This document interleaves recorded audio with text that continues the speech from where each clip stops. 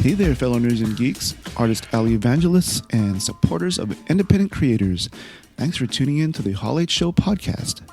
Aaron Nabus here, and my co-host Alex Benedicto, and frequent guest Keithan Jones, owner of comic book publisher Kid Comics, and creator of the comic book The Power Knights, recently hit the road from San Diego to Los Angeles for a special podcast with a few black comic book creators, Jason Reeves, Ruben Warren, and Hannibal Tabu, to preview Keithan's inaugural one-day event, Black Comix Day 2018, which will take place on Saturday, February 17th at the Malcolm X Library in San Diego, California. This particular day was chosen specifically to coincide with the highly anticipated Marvel Studios movie, Black Panther, which will premiere on Friday, February 16th, the day before Black Comix Day 2018. I really enjoyed this spirited discussion where we uncovered the why for such an important event. We also touched on how it is to be an entrepreneur and an artist through the lens of being black. Special thanks to Ben Caldwell for letting us record this podcast at the historic Chaos Network in the Leimert Park area in Los Angeles. Enjoy, and please come to Black Comix Day 2018 and see for yourself why black comic creators are important. Representation matters, and black heroes matter.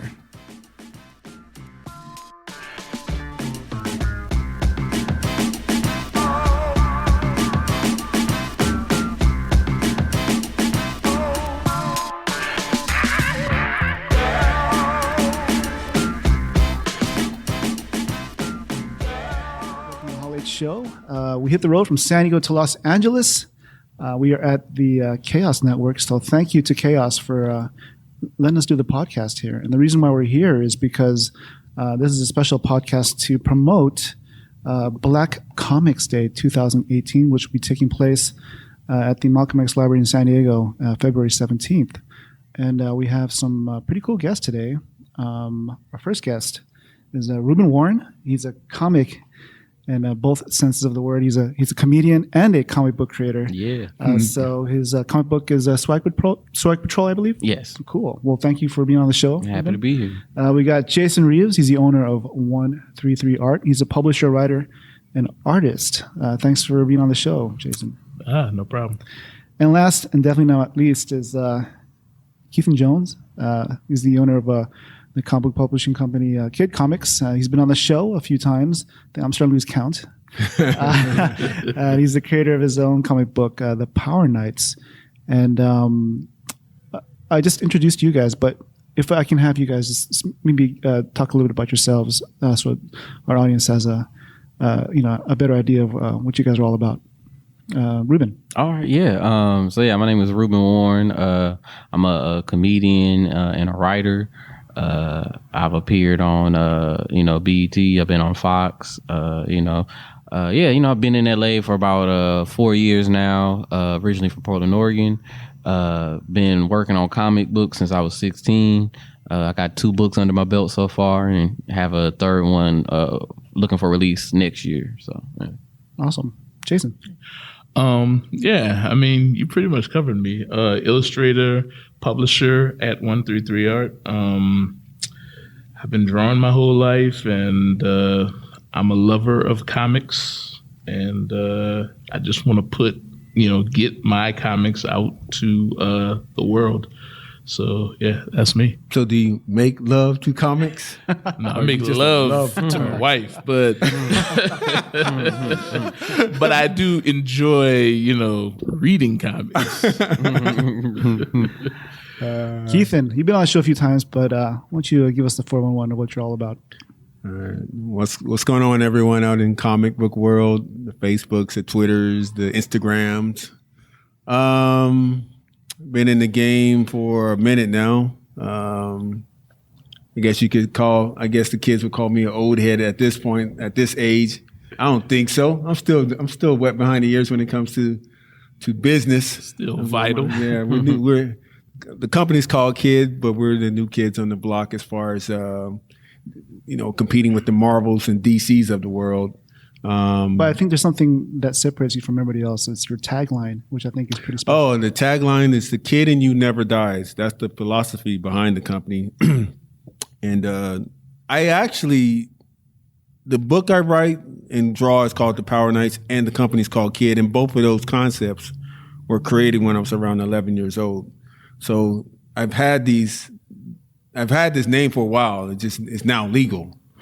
And as an older man now, I felt that I owed my younger self a real shot at doing this on a professional level, and I felt like I don't know if the word is owed is the right word, but owed my community, my ancestors, your talent, a shot at the quote unquote American dream, and then get to the point where I can give back.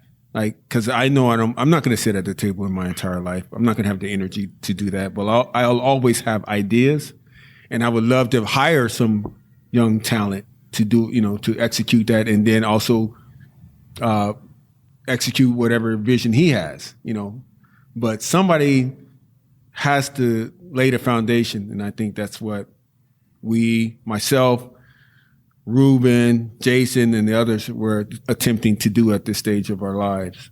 Absolutely. Yeah, and Ruben obviously is a lot younger than us, so he got the message. I wouldn't say a lot, but yeah. Well, which is kind of cool because you're not in your 30s, right? No, I'm not. Young buck. I just didn't want y'all. I don't want y'all to feel like y'all. decades younger I just don't want y'all to feel like y'all extra old with me around. Yeah, well, it's too late. it's kind of cool that we have varying ages here, so we get different perspectives Yeah. on different stages of your career, Right. which I think will be important for our listeners, especially when we get down to the later part of the podcast where we talk about the business of art, how it is to do your hustle on a daily basis and the struggles that go with it. Yeah, and a hustle that and if anyone takes anything away from this show, who's listening out there, is particularly people of color out there who complain and talk about wanting to see their own faces in popular media. Well, we want to see your faces in the stores. We want to see your faces at these conventions that we're at. And buying, we need your dollars because that's the real support. And we appreciate the love and all the kind words, always appreciate that. But we really need to build a financial foundation that really pushes the bar forward. It's good to talk about it, but we're now at the stage where we really need to start putting that foot forward into the business world with real dollars. Action. Right. That's a good point. We need your business online as well. Your face is not necessary there, but your money is. Yes. And I guess to further, go back to the main point of our conversation today is going to be about the event Black Comix Day, but I sort of want to touch on the current state of Black representation in pop culture and comic books, and basically the why for Black Comic Books Day. And I guess to sort of set the tone, I kind of want to just read a couple of excerpts from the Q&A from the blog post from the recent Robert Kirkman episode from the Secret History of Comic Books. Oh, the Milestone with Milestone. episode? Okay, yeah. So there's There's a pretty cool question and answer that I sort of want to just quote. Basically, Dennis Cowan, he's an artist and co-founder of Milestone Comics. He was asked, the question was, what are you most excited to bring to a new audience? And he answered, quote, even now, with all the comics there are some exceptions where some of the multicultural characters are written really well.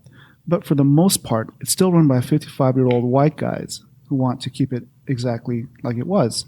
They're jazzing up Superman, they're jazzing up Batman, but they're pretty comfortable keeping it right where it is. That's why you haven't seen a whole lot of multicultural characters.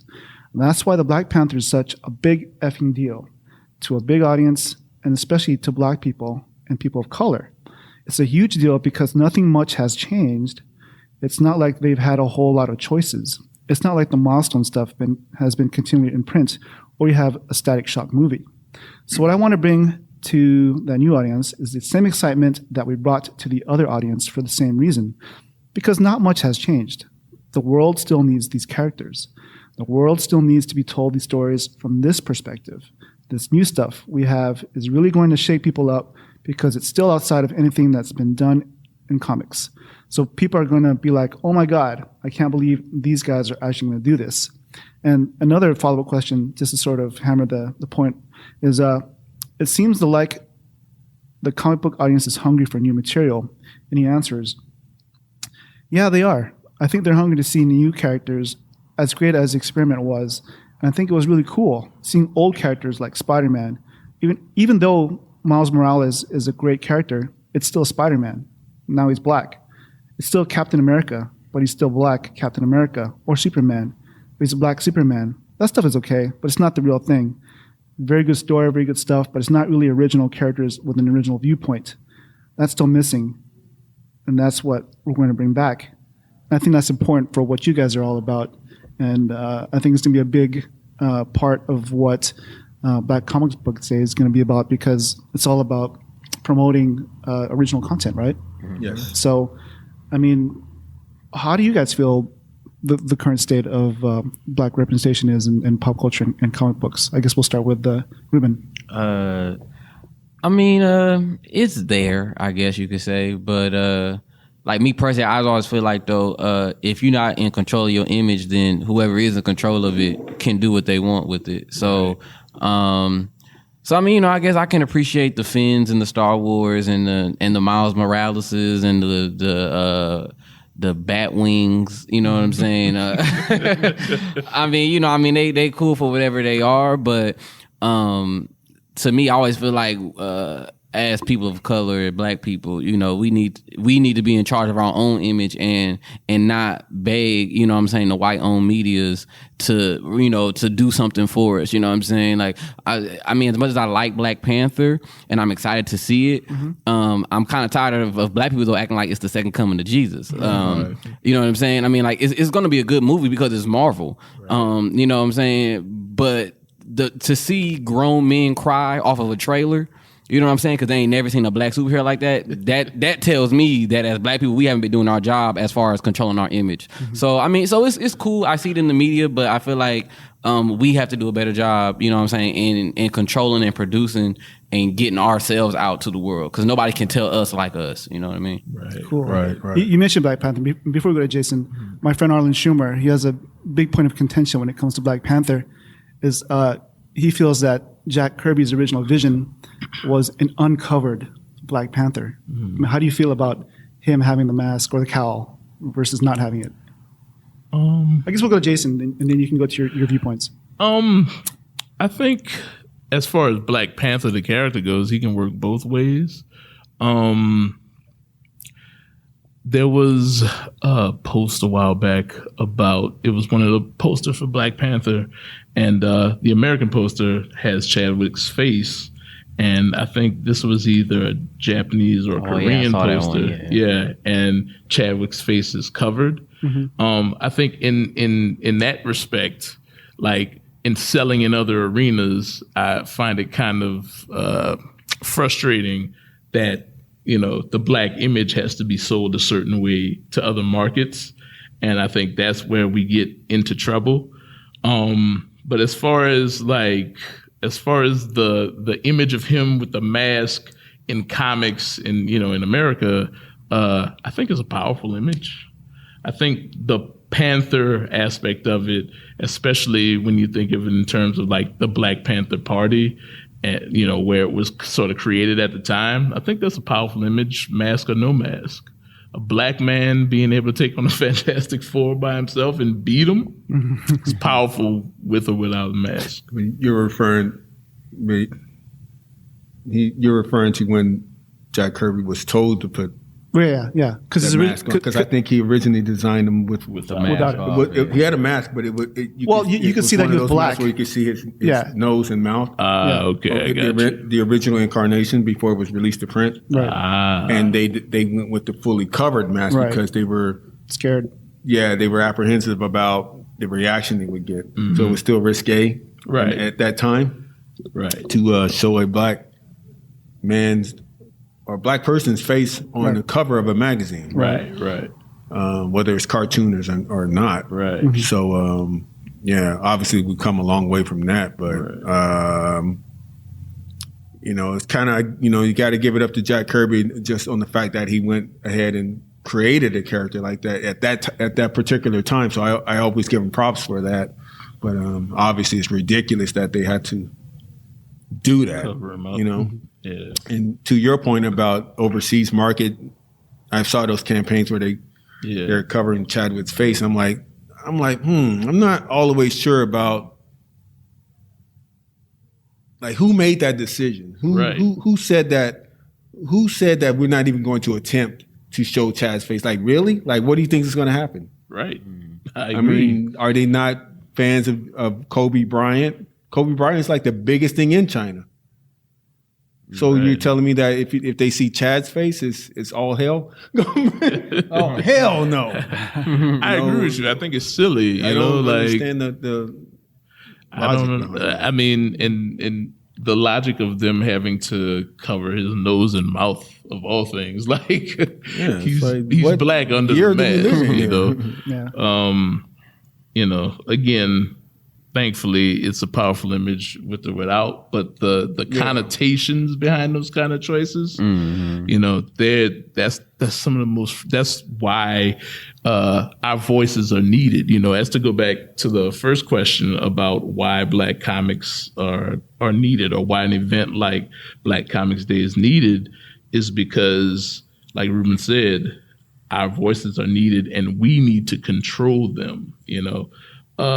We need to tell our stories so that it's not misconstrued. Whether mask is on or whether the mask is off, there's no there's no confusion as to what that particular image is supposed to mean. There's no hidden connotation of racism because Jason created a character with a mask on, you know, or because 133 Art created a character with a mask on. He's still supposed to be black or POC or whatever we choose to create, you know. Right. Having that sort of specter over creation, like over creating characters and things that are supposed to be consumed as far as entertainment, I think has been a big kind of a big black eye on the industry in general. And if our voices are lent to it, then we could we could get rid of that. We could, disabuse the industry of that of those notions, I think. The mechanism behind it. Right. You're referring to. Right. All right.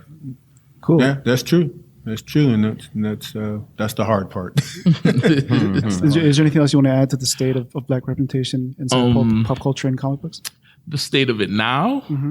I think in the most controversial Blade movie, they sat him down and he was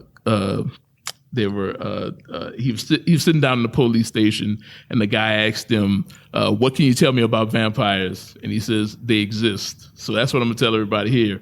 Black comics, black creators, we exist. We're here. We're online, we're offline, we're at shows, we're all over.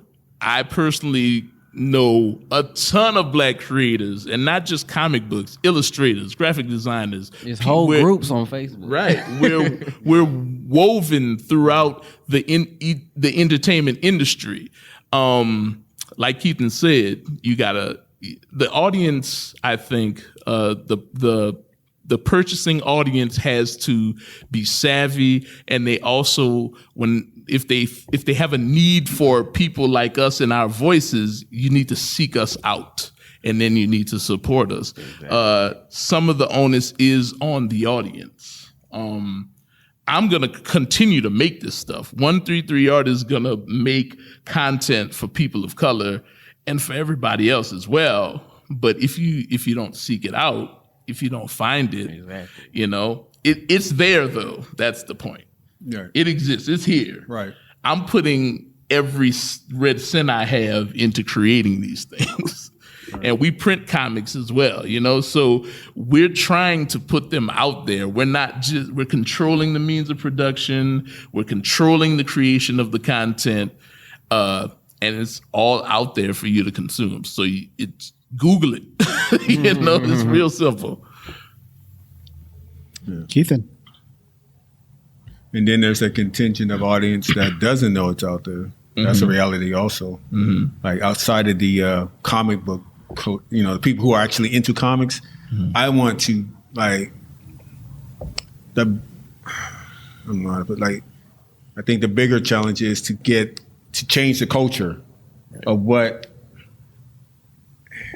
And I hate saying this stuff because I don't want Black people has so much stereotype thrown on them.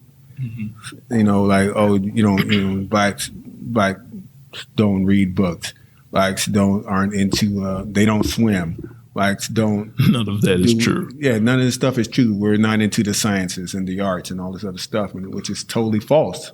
Absolutely right? false. But there is a contingent of young folks who, because they're young and they're still developing who they are, their minds of who they are, they fall into these traps and believe this garbage. So we, as comic book creators, have to crack that shell, not because these kids don't want to read comics or aren't into this stuff, but they don't want to be seen doing this stuff. You know, there's that stereotype that they're trying to live up to just so they can fit into society. You know what I mean? Like, I don't know how many times I've been to the park and, you know, they're picking teams for a basketball game, and I'm like, man, I don't play basketball. I can play I play basketball, but I don't, you know, I'm not that guy. Right. You know? But as soon as I get on the court, and this is just an analogy of everything that we're talking about, as soon as I get on the court, there's expectations demanded of me that's not demanded of people of a white guy, for instance, or an Asian guy. Because you're tall and black. You should tall and black. You must be you Jordan must play. reincarnated. Right. Yeah. What do they also ask? They always ask you, can you dunk? Right. Man, I never dunked. I still haven't dunked. Never dunked a day in my life. Same thing happened with me when I was younger. Everybody thought I should play football, or they thought I played football because I'm big. You know, I've been big my whole life, and it was just like, man, you play football? You should play football. You don't play football? Play football, you know? And I was like, I don't play football. I draw. You know, that's what it's always been. So yeah, I think there is expectations heaped upon our community a lot, and heaped upon a lot of different cultures as well. But I think, like anything else, there's got to be like a sort of reciprocation. You know, I think if you're a young person who, you know, when they think you should play ball, but you don't play ball, and you like comics, or you like, you know, paintings, or you like video, you know, recording videos or music, then you have to for yourself. I want to interject before you go any further on that. This is where when we speak on things like this, and we're saying the stuff we're saying about this particular subject, about expectations and stereotypes, you're invariably going to have someone saying, well, I got problems too. People expect me to, you know, just because I'm Mexican, people think I speak Spanish, and I don't. You know, I'm American, whatever. And there's you can go down the list of other cultures who are dealing with personal problems, but this is our truth. And we can only live our lives, right? So like when people are talking about, people are wondering why an organization like Black Lives Matters was created versus all lives matters. Like, I'm not talking about all lives. I'm talking about me, because I got a gun in my face right now. Right. So I got to talk about my particular situation and the predicament that I'm in. I'm trying to save my life first, and then I can worry about saving other people's lives. You're telling your truth, right? I'm telling my truth. Right, you know, and I'm expecting you as a human to sympathize and empathize with that, to understand that, of course, I care about other lives. If you really need that explained to you, I think you need to look at yourself in the mirror. You understand what I mean? I think it's like some stuff goes unsaid. That opposition is like disingenuous in the first place. It's just they know they ain't right. stupid. It's just to make an argument to kind of downplay what you're saying. We can't have nothing to ourselves. Straight up. Yeah, but it's not It's not helping at all. No, it's not helping at all, because I know some people personally who lean that way with the All Lives Matter or Blue Lives Matter and all this other stuff, and it's like, so what are you saying? That I don't care about the livelihood of a police officer, or I don't care about the livelihood of someone outside of my race? The implication, wouldn't that make me a monster? The implication is just ridiculous. The implication is to shoot down the argument that your community is worthy of basic protection. Right. Exactly. At the simplest level. That's basically what all lives matter mean. It's like, you guys don't need all that. Right. Like that's really what Right. they're saying. That's what they mean. But back to the whole idea of you being an outlier in your community or being an outlier from the stereotypes. When I was young, like I said, people thought I should play football. I've never really been into sports, you know. I've always been into like stories and storytelling and things that, you know, pictures and words together and cartoons and movies. So when I was young, that's what I sought out. And I think you as a young person that's an outlier, seek out what you want. Even if your parents are not supportive, even if the school is not supportive, whatever, the onus is on you to seek out those things. So if in your mind and in your heart you want a Black comic book character, and that's what will make you enrich your reading of those things, seek it out. And then we'll reciprocate, us three here, by creating that particular content. And that's why I say there has to be a reciprocation. You have to make a choice, you know. You can't go, we can't go through life without making a choice. And happiness is about those choices adding up to the things that make you a better person, that make you, that they add up to what you love. Correct. Really. Now going back to Black Comics Day, I think on episode 2, after we went to grab a few beers after that one podcast, and we started talking.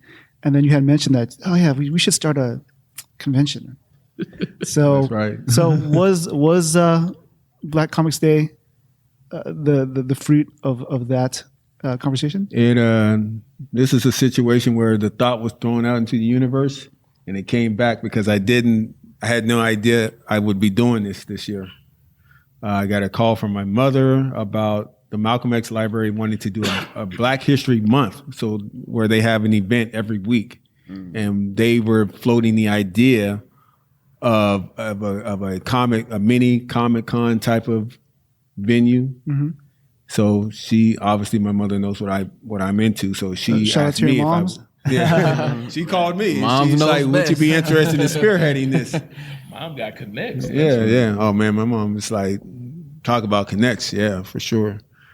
So she asked me if I would be interested in spearheading the whole thing, and then I was like, put the battery in my back. I was like, wait a minute now. I think we can work with this. This is enough. This is what I needed, and I just needed a spot. I like I told you, like we discussed, that would be cool to have an actual do our own comic book Comic-Con. A smaller venue that's more intimate, because San Diego Comic-Con, as great as it is, it's gotten to the point where it's overshadowed the art of it, the artists themselves. It's I call it the Hollywood Entertainment Expo. Yeah, Hollywood that's what it is now. Over. It's about definitely. the latest Batman movie. Yeah. Like, that's what it's become. Yeah, and that's a lot of truth that Hollywood has taken over. So I just wanted to bring it back to the essence with the twist of giving creators of color more of a platform. So this will be a jumping off start. Like if this is successful, I'm hoping that it is. It leads into an annual event where creators of color, even though this is focused on being Black History Month, this one is focused on Black creators. But my vision is just creators of color in general, not to exclude white creators, would have a real commerce opportunity, not just being on Facebook and getting a bunch of likes. I'm like, oh, look what I drew. Oh, cool. And that's it. That's the end of it. And you trying to figure out how you're going to get a sandwich. I'm talking about like a place where you can actually, after you've done all the hard work of putting your book together and it's looking great, and then it's a fantastic story.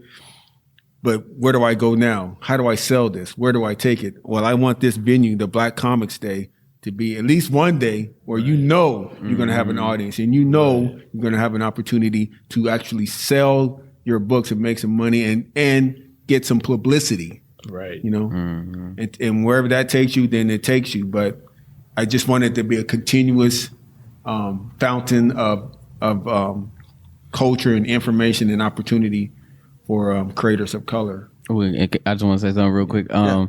Like events like this are very important, like Black Comix Day and Black Comic Book conventions.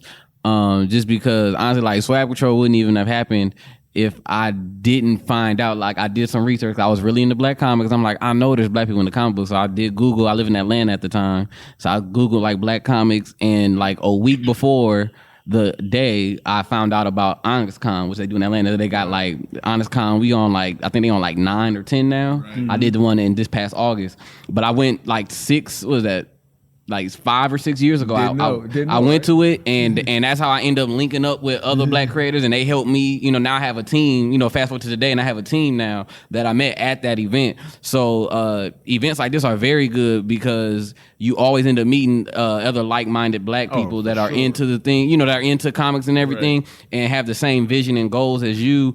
And also, I noticed just being on the merchant side, the vending side of it. You meet a lot of people, a lot of other Black people who are inspired and, say that they want to do it as well. And they didn't know anything about it, until they found out about, this event. So, I just said all that to say that, like, events like Black Comix Day are very, very, very important. You know what I'm saying? Just as far as just linking up with like-minded people and people that are trying to do the same thing. And more importantly, people that look like you trying to do the same thing, you know? Absolutely. So. Yeah, it's a source of distribution. It's like, it's the physical embodiment of a Netflix. That's what I want it to be like, where the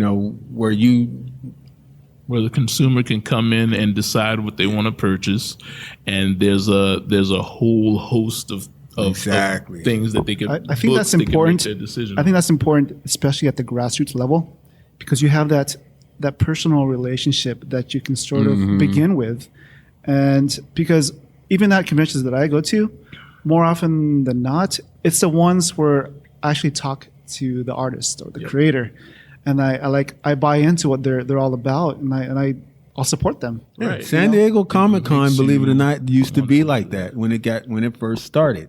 That's how I got my first gig. I was 16 years old, right? But the year before that, I did not know Comic Cons existed of any kind. I didn't know I didn't know it was a reality. My dad, he's passed now, but he took me to my first one here in San Diego, or at the old convention center, San Diego Convention Center. Right? I went in there and I was like, "What the? You can meet these people, right?" And I got all these names I knew had faces. And I got to meet them, right? And through that experience, I found out, I can bring my portfolio here and get a job if one of these companies decide to hire me if it's good enough. Right. So the next year, I came with the portfolio, right? I'm 16 now. I come with the portfolio. I vaguely remember who I showed my stuff to, but I might have shown it to Marvel, DC, and all the rest of them, right? Image did not exist at that time. There were independents around. You telling your age now. Yeah, man. But this was the 80s. That's all I'll say. I don't think Ruben was born yet. A company called... I think I was born the same year Image. Wasn't Image made in 92? Okay, so this is where you were born? That's the year I was born. I was born the year that they started. That's when I was born. This independent called Apple Comics gave me a shot. This is your vampire comic, right? Was that your Dracula comic? Right. Okay. That's right. I was 16. They gave me an 8-page story, just the art. They had already, they already had a line of books going, so I was just, some kid that just popped up, wanted to do some art, and they gave me a shot on one of their ongoing books. It was a Dracula story. But the point of this story is, for that to happen today at a San Diego Comic-Con, good luck, man. That's unless they have portfolio reviews upstairs in the lobby area, but I think in the sales. The way it happened with me, I was able to actually sit there, like you said, and strike up a conversation, show my work. I wasn't pressed for time. Because there's so many people at the San Diego Comic-Con, you can't sit there in front of somebody and have a conversation anymore. Right. So if they like your art, they'll sit with you for a little while. I used to do portfolio reviews a lot. I started going to SDCC in 05. and I would bring the portfolio and talk. I got 2 jobs from that, but neither one of them were paying jobs. Where was this? At San Diego Comic-Con. In the portfolio review area. Oh, at the portfolio. Yeah, like, they line you up, you sign up, then you have to wait in line. There's a row of chairs, everybody's sitting down. I think the most beneficial part of that wasn't necessarily the portfolio reviews, but it was the people that I met in the area. Networking. Yeah, the networking. And it doesn't feel like networking when they're your peers, right? Just talking, it's just some other dude that's trying to get a job. And 10 years later, you see that these are people that are working in the industry now. Right. Issa Rae was talking about the networking sideways or networking across. And I think a lot of us neglect that part of it. We're always trying to go up. We're always trying to meet, send it to Oprah or send your stuff to Eddie Murphy. He might like it. Spike Lee might look at your stuff. And that's cool. I love those people. But at the same time, those people that I met sitting next to me in the portfolio review area are some of the people that I still, work with today. Like when I call a person, I met a guy named Axel Medlin. He does Elephant Men for Image now. Oh, yeah. I holler at Axel, man, give me some colors on something or something, like that kind of thing. That networking sideways, I think that's the thing. I think the people that we see that are big now, and I think I'm digressing from the point, but the people that I see that are the big guys, like we just saw the milestone thing on Secret History of Comics, they networked across. They all came up at the same time in that early 90s kind of era when House Party was out, that's how those cats know each other. And now what we're doing, we're networking across 10 years from now. I think what I was saying is just, I feel that it was still a lot easier to network. Right. Because you weren't smaller, intimate thing. Yeah. I don't know about I'm just specifically talking about San Diego Comic-Con because like Ruben said, it's really more of a Hollywood show now. Right, I only went 1 year, and I was just like, I'm only doing the small ones. Like, it was something I had dreamed of doing. Like I've always wanted to go to San Diego, and then like when I finally went, it was just like, it was check mark, but I just remember I was just walking around. I mean, it was cool. I saw some good stuff. They had all the Batman movie uniforms on display, but it was just like, but I just left thinking like, I'm like, but it made me think like, like Onyx Con though, like that's way better than San Diego Comic Con. You know what I'm saying? Like even the BSAM that we did this summer, you know what I'm saying? Like, and not even just black ones, but just the smaller cons in general are just better to me because like it is more intimate, more face to face contact. You can get more to me, like you can get more networking done at those events versus a San Diego Comic Con where you walking like a penguin the whole time because you shoulder to shoulder. From the perspective of an artist trying to network with other artists, definitely it's more beneficial for you guys to go to more intimate conventions, I think. Yeah. But sort of conversely to like the regular con goer, who's just there to maybe just chill, chill, whatever, to hang out, be in line all day. Yeah, they love it. I ain't had that kind of time. For the last couple of years, I've been going to like get con exclusives. Con exclusives, yeah. I haven't even gone to like try to network or try to portfolio review in so many years. So, well, you have your own thing going now, so you're on a different side we're on the producer side of the spectrum now. Yeah, so definitely. I think the perspective does change when you go from a consumer to a producer. Yeah. Totally. Speaking of intimate cons, let's steer it back to Black Comix Day. The date is a special date. I mean, you want to go talk about a little bit why you picked that date? Yeah, it's February 17th of 2018. And it's the day after the Black Panther movie premieres, which Black Panther premieres on the 16th, which is a Friday. Our show is on Saturday, the 17th. It starts at 11 a.m. till 5 p.m. And we chose that day because I'm hoping that the excitement people get from the Black Panther film transfers over. Yeah, transfers over. You don't just have to go home that weekend. You can go and actually meet the people, including Black Panther now, the creators behind these things. So we will have like writers and artists that worked on Black Panther, writers and artists that worked on Cyborg, writers and artists that worked on Luke Cage. So names that we all know and love. You want to go ahead and sort of mention some of the people that will be participating? Namely David Walker. David Walker is a writer who's going to be at Black Comix Day. And he wrote Power Man and Iron Fist. Power Man and Iron Fist for Marvel. Power Man being Luke Cage. He wrote Luke Cage's solo series. He wrote Shaft. At DC, he worked on Cyborg. He had a run on Cyborg. The best run on Cyborg. The best run on Cyborg. I believe it's the first, wasn't it? First solo Cyborg? Was it the first solo ongoing, right? Yeah, I think it was he the had very a lot first, of miniseries before. Yeah, I think it was the first like solo the first ongoing. official Cyborg comic. David Walker was the initial writer, I believe. It's my you can favorite. Google it, whatever. And he has Planet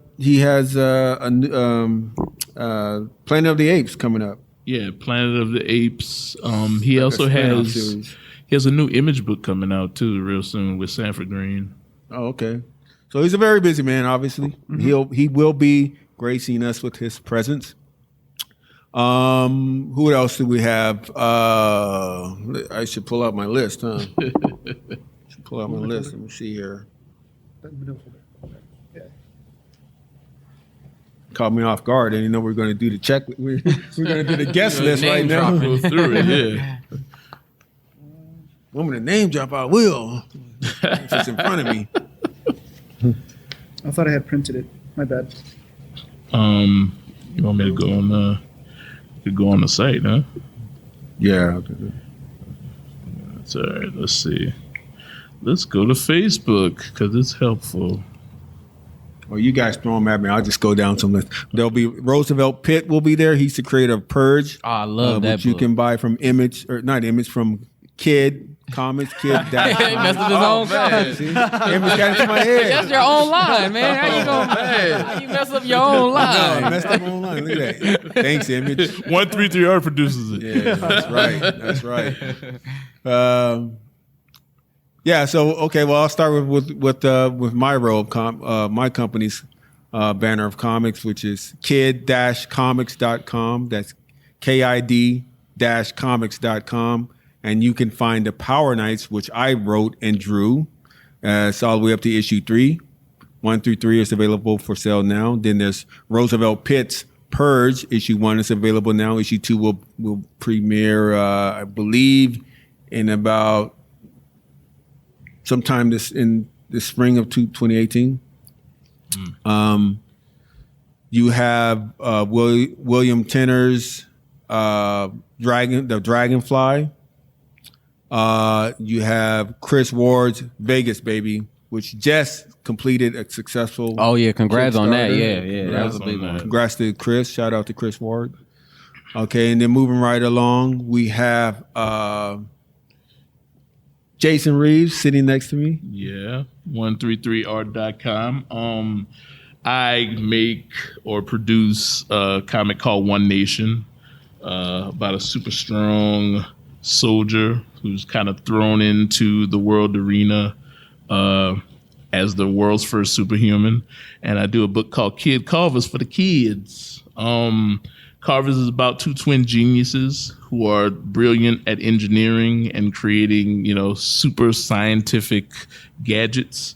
And they solve crimes in their neighborhood with their brilliance. And Ruben's going to be there.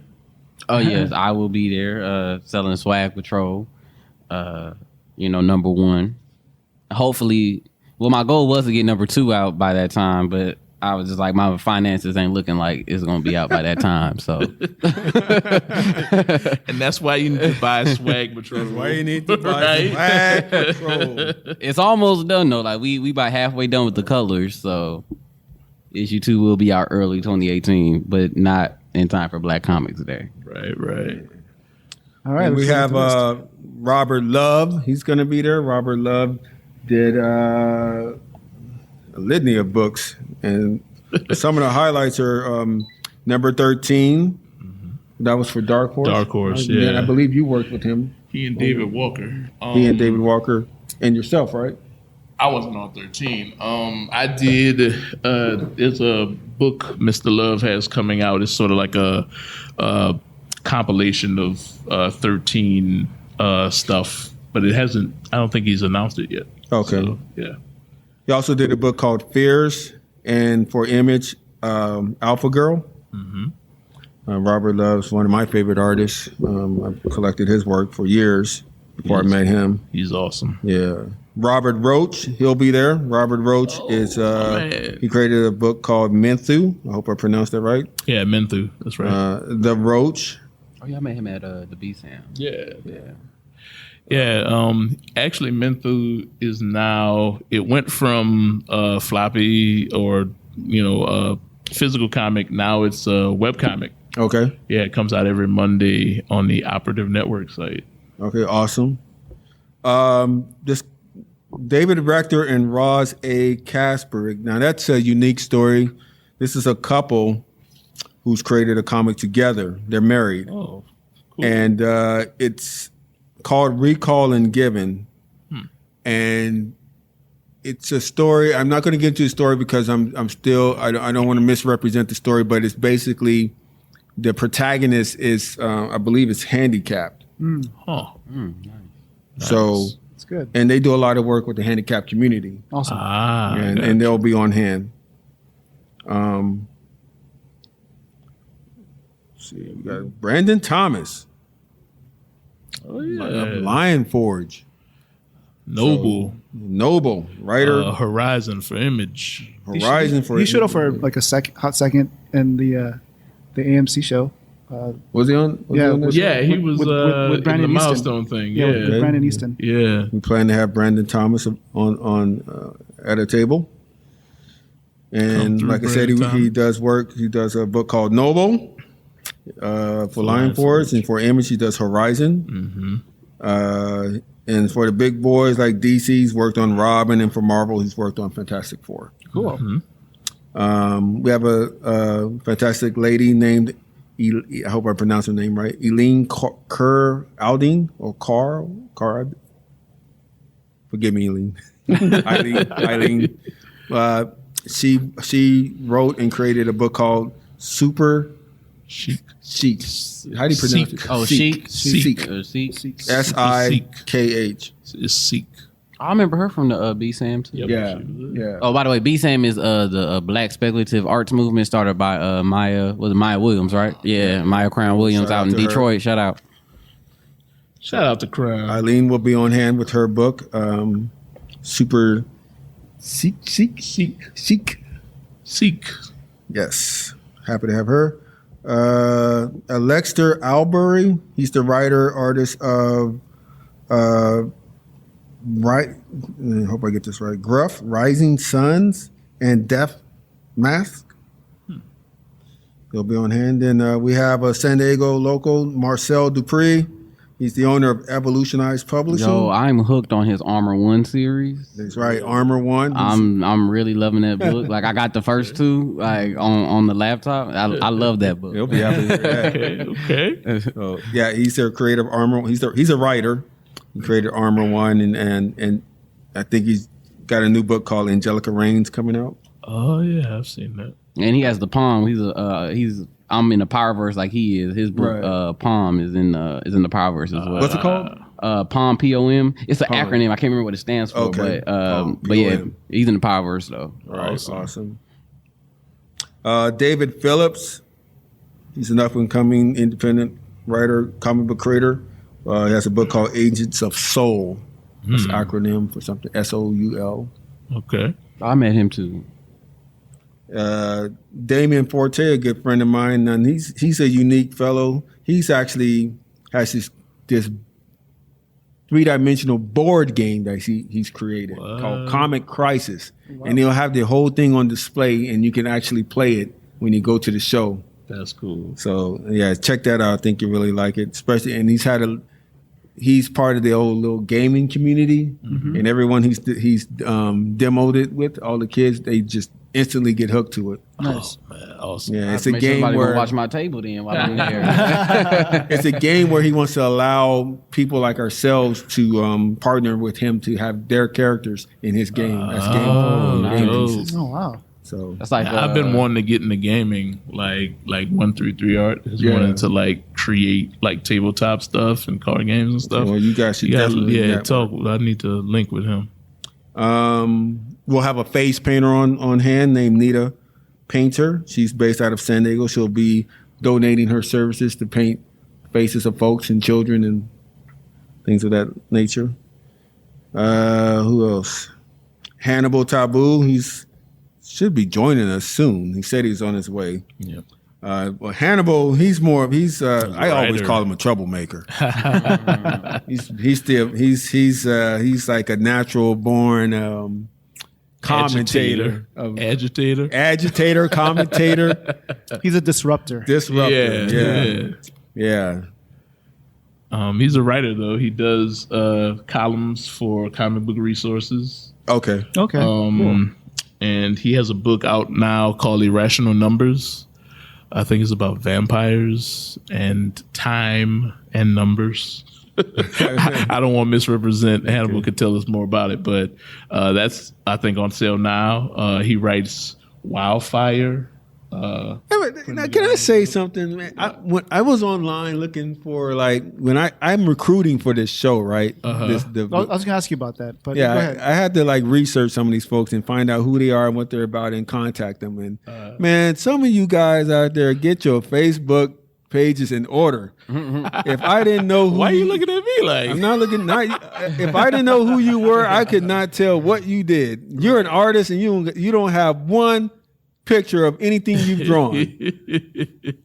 That's not good. I have all pictures of my son on my page. So You have to have something on there for someone who doesn't know who you are. I have a dedicated one. I'm not saying you personally. I'm just saying some of these folks This I came might be across. like a supplemental panel at the. This might be a good supplemental panel. Get your Facebook together. Oh yeah, 2017. no, that's a real thing. Like I see, it's my pet peeve with a lot of independents out there, especially some of you brothers and sisters out there who want things to change and you complain about it all day, but you don't do anything of branding. You barely promote yourself. Yeah, definitely I don't know who you are. Yeah, definitely got to make sure branding is important. Yeah, I'm like, man, I see that you're angry. You're angry about something. I'd like to help you, but you didn't say what you needed help with. Yeah. I find that it's good sometimes, and I don't know if it necessarily works for me per se, because I feel like my personal page, the Jason Reeves page, gets more traffic than the 133 Art page. But I feel like if you have an entity, you should separate. You should have a page for your entity or for your IPs or for your professional work. And then, your personal page, you can wild out on. Oh, yeah. But I think people like my personality on my page. But I'm telling you, bro, I went deep into some of these people's I think, this is his personal page. Let me find his professional page. Right. Oh, that doesn't exist. Oh, wow. Oh, and if it does exist, it's just a homepage with nothing on it. Just 0 likes and one Right. post. It's So come on, bro. What about, I think instead of, social media marketing is good, and I don't think everybody has a handle on it, I guess. But you also, I think you definitely need a dedicated page to your professional work. Oh, yeah. Yeah. Maybe we should maybe table this when we get to the business part of art. Okay. That we could maybe concentrate on the event. Yeah. Okay. Cool. Yeah. So that was a tangent. Let's see. Did I miss? Oh, John Jennings. John Jennings will be there. He's a professor at UC Riverside. Super smart guy. He wrote a successful. Yeah. I made him. Is it a novel? The Cool people. what's it called? I'm looking at it. My vision is bad, folks. The Blacker the Ink. Construction of Black Identity in Comics. He authored that. And he'll be on hand to lend his intellectual brain power to the show. He'll also be writing the foreword for the souvenir book we'll be giving out to anyone who attends. That's cool. Awesome. And that's going to be cool too. So all of you who plan to come to the show you will all get a free book that has profiles of everyone that's of all the artists I just mentioned, In attendance, yeah. along with some other information in that booklet. There's a panel that you have planned as well, right? You want to maybe briefly talk Thanks about for that? reminding me. The panel, which Hannibal, our troublemaker, our master of chaos, he will be emceeing that. And basically, the panel is it'll be a discussion on a lot of things we just went over. Basically, the importance of what we are doing and why we should do it for our community. Is the title going to be Why Black Comic Creators Are Important? That's a tentative title right now. But yeah, basically that. Yeah, there's no official title for it, but we still like I said, the show's still being put together. More information will be coming out next month in January. Beginning of the year, you'll start seeing guest lists, breakdowns of the events within the show, things of that nature. So there's a lot. We've done a lot, but there's still a lot to go as far as getting this show to be successful. What's been like your biggest struggle so far? Oh, that's a good question. Well, we found out it was Facebook profiles. Yeah, that right. There hasn't really been a struggle on getting people wanting to participate. That I'm pleasantly, I don't want to say surprised. I'm happy that people like Jason and Ruben are volunteering their time and services to making sure this works, and everyone else that's done that. Right. That I really haven't had a problem with that happening. I think the biggest challenge, like any show, is just getting people to come to the show and find out what they've been missing. Right. You know, because I do believe this is going to be a great show. I think it's going to be, you don't have to be in, I think if you don't collect comics at all, I think you'll still have a good time. Right. There'll be food there. That always gets them. That's great marketing. Music. There'll be, What kind of food will be there? Can't tell you right now. Can't tell you. Other than it'll be good food. There's some food trucks out there, man. That's right. Food trucks. There you go. But it's also I really want parents to understand, like, you should bring your child, meaning not just little child, but like teenage child also, to this event, because it's going to be informative, especially if they have talent, because they may not express it to you, but they need to know people like us. They need to, meaning that they need to start to understand what networking is. They need to start showing their work. So I'm encouraging young artists, bring your portfolio. I like looking at people's work, you know, and you never know what becomes of this stuff. Like, you may get, I don't know, you may get hired on the spot like I did. Right. You may get hired, a month or two from that point on. You may not get hired at all, but an idea might be sparked in your mind to do something for yourself. You know what I mean? Anything could happen from that show, but you have to be there, obviously, for these things to be put into motion. Right. So I encourage parents to recognize that for their children, at least, and bring them around, bring them outside of our so quote unquote stereotype bubble of sports and music. There's brothers and sisters out here doing other things other than what's expected of us. Of course. Art is important. Art is very important. So, yeah. Answer your question. Is there anything else you want to add about the event that you haven't covered yet? There's a couple other guests that I have not mentioned yet because they're on the fence still. So there will be an official guest list next month.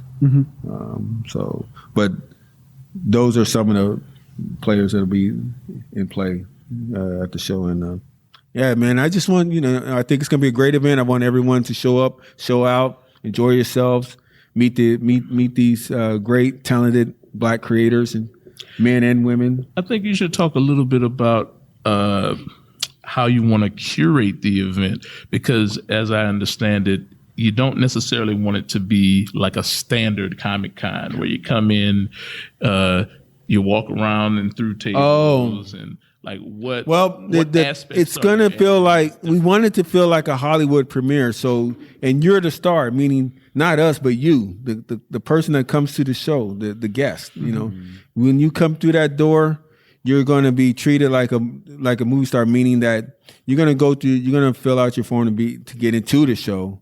But you're also going to be we're going to have a photo booth area, just like you see these movie premieres, like a red carpet event. yeah, and there will be a real red carpet. Oh, nice. I'm gonna take so many pictures. I'm doing it for the gram. You'll be taking photos in front of the logo stand behind Yes, you, indeed. and we just want to put you in the mood of what's going on before you actually start walking around. You know what I mean?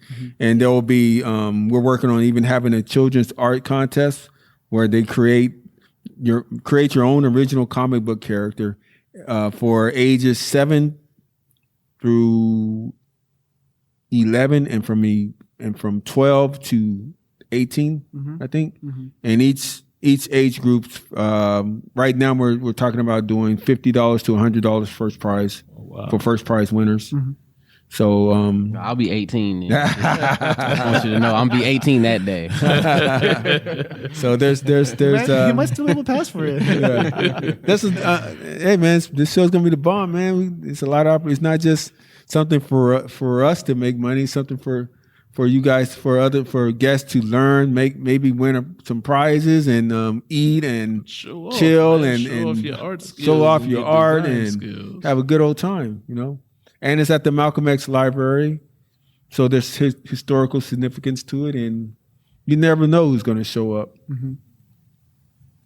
Now, when you first got, your idea started, forming, and you started thinking about who you're going to invite, like, I'm just curious, your original vision into what it's starting to turn into, did it stay the same, or did it really change from what it originally was? The structure of it, like the way it's Just the structure and maybe the message that you were trying to, convey. Not really. This is what in my heart what I wanted it to be like. What like it's I haven't got to the apex of it would be like I want it to be like San Diego Comic-Con. I want it to be that popular and that big, but still be focused on the creators. I don't want it to turn into. I don't want to say I don't want it to turn into a Hollywood thing. I just don't want it to lose its focus. I'll put it that way. Right. I don't want it to lose that. This is. You go to San Diego Comic-Con and you get the smorgasbord of everybody. We're all in one place. It's not culture based. It's just other than the culture of comics. That's San Diego Comic-Con. This particular show is in the name itself, Black Comix Day. So you're going to meet Black comic book creators of color specifically. You don't have to go on a treasure hunt to find them. Right. They're all in one spot. Right. And it's easy access, support the things that you like. It's not difficult. The evolution probably will happen as you do more shows and figure out what works and what doesn't work, and and more people. You know what it's obviously like. You get more creators. It's like Cinco de Mayo for Latinos, Mexicans, and Latinos, right? That's a holiday specifically for that culture, but we all celebrate it, right?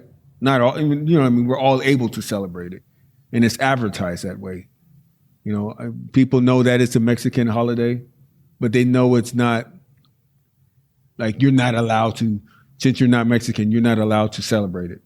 I want Black Comix Day to be the same thing. Yes, there's Black comic book creators here primarily. That does not mean you're not allowed through the door to come enjoy this. It's a celebration of Black comics. It's a celebration. Everybody can enjoy. Yeah, it's. But all comics matter. Yeah. You had to. You see, there's the comedian. You just had to say it. You just had to say it. What you talking about? Those people. What about an all comics day? Right. I guess this would be a good point to segue into. Like, I guess the next topic is, what would you like the future to look like for Black comic book creators, and more importantly for our society, and how can we get there? I mean, and as a secondary question is. is the ultimate goal to be multicultural. So I guess, Ruben? Yeah, I mean, for me, like, I would like to see the future of Black comics just to, I just like to see it thrive and not necessarily like to compete with the Marvel and DC and the mainstream comic, but just, let's see, what's a good way I can put it, or a good like analogy.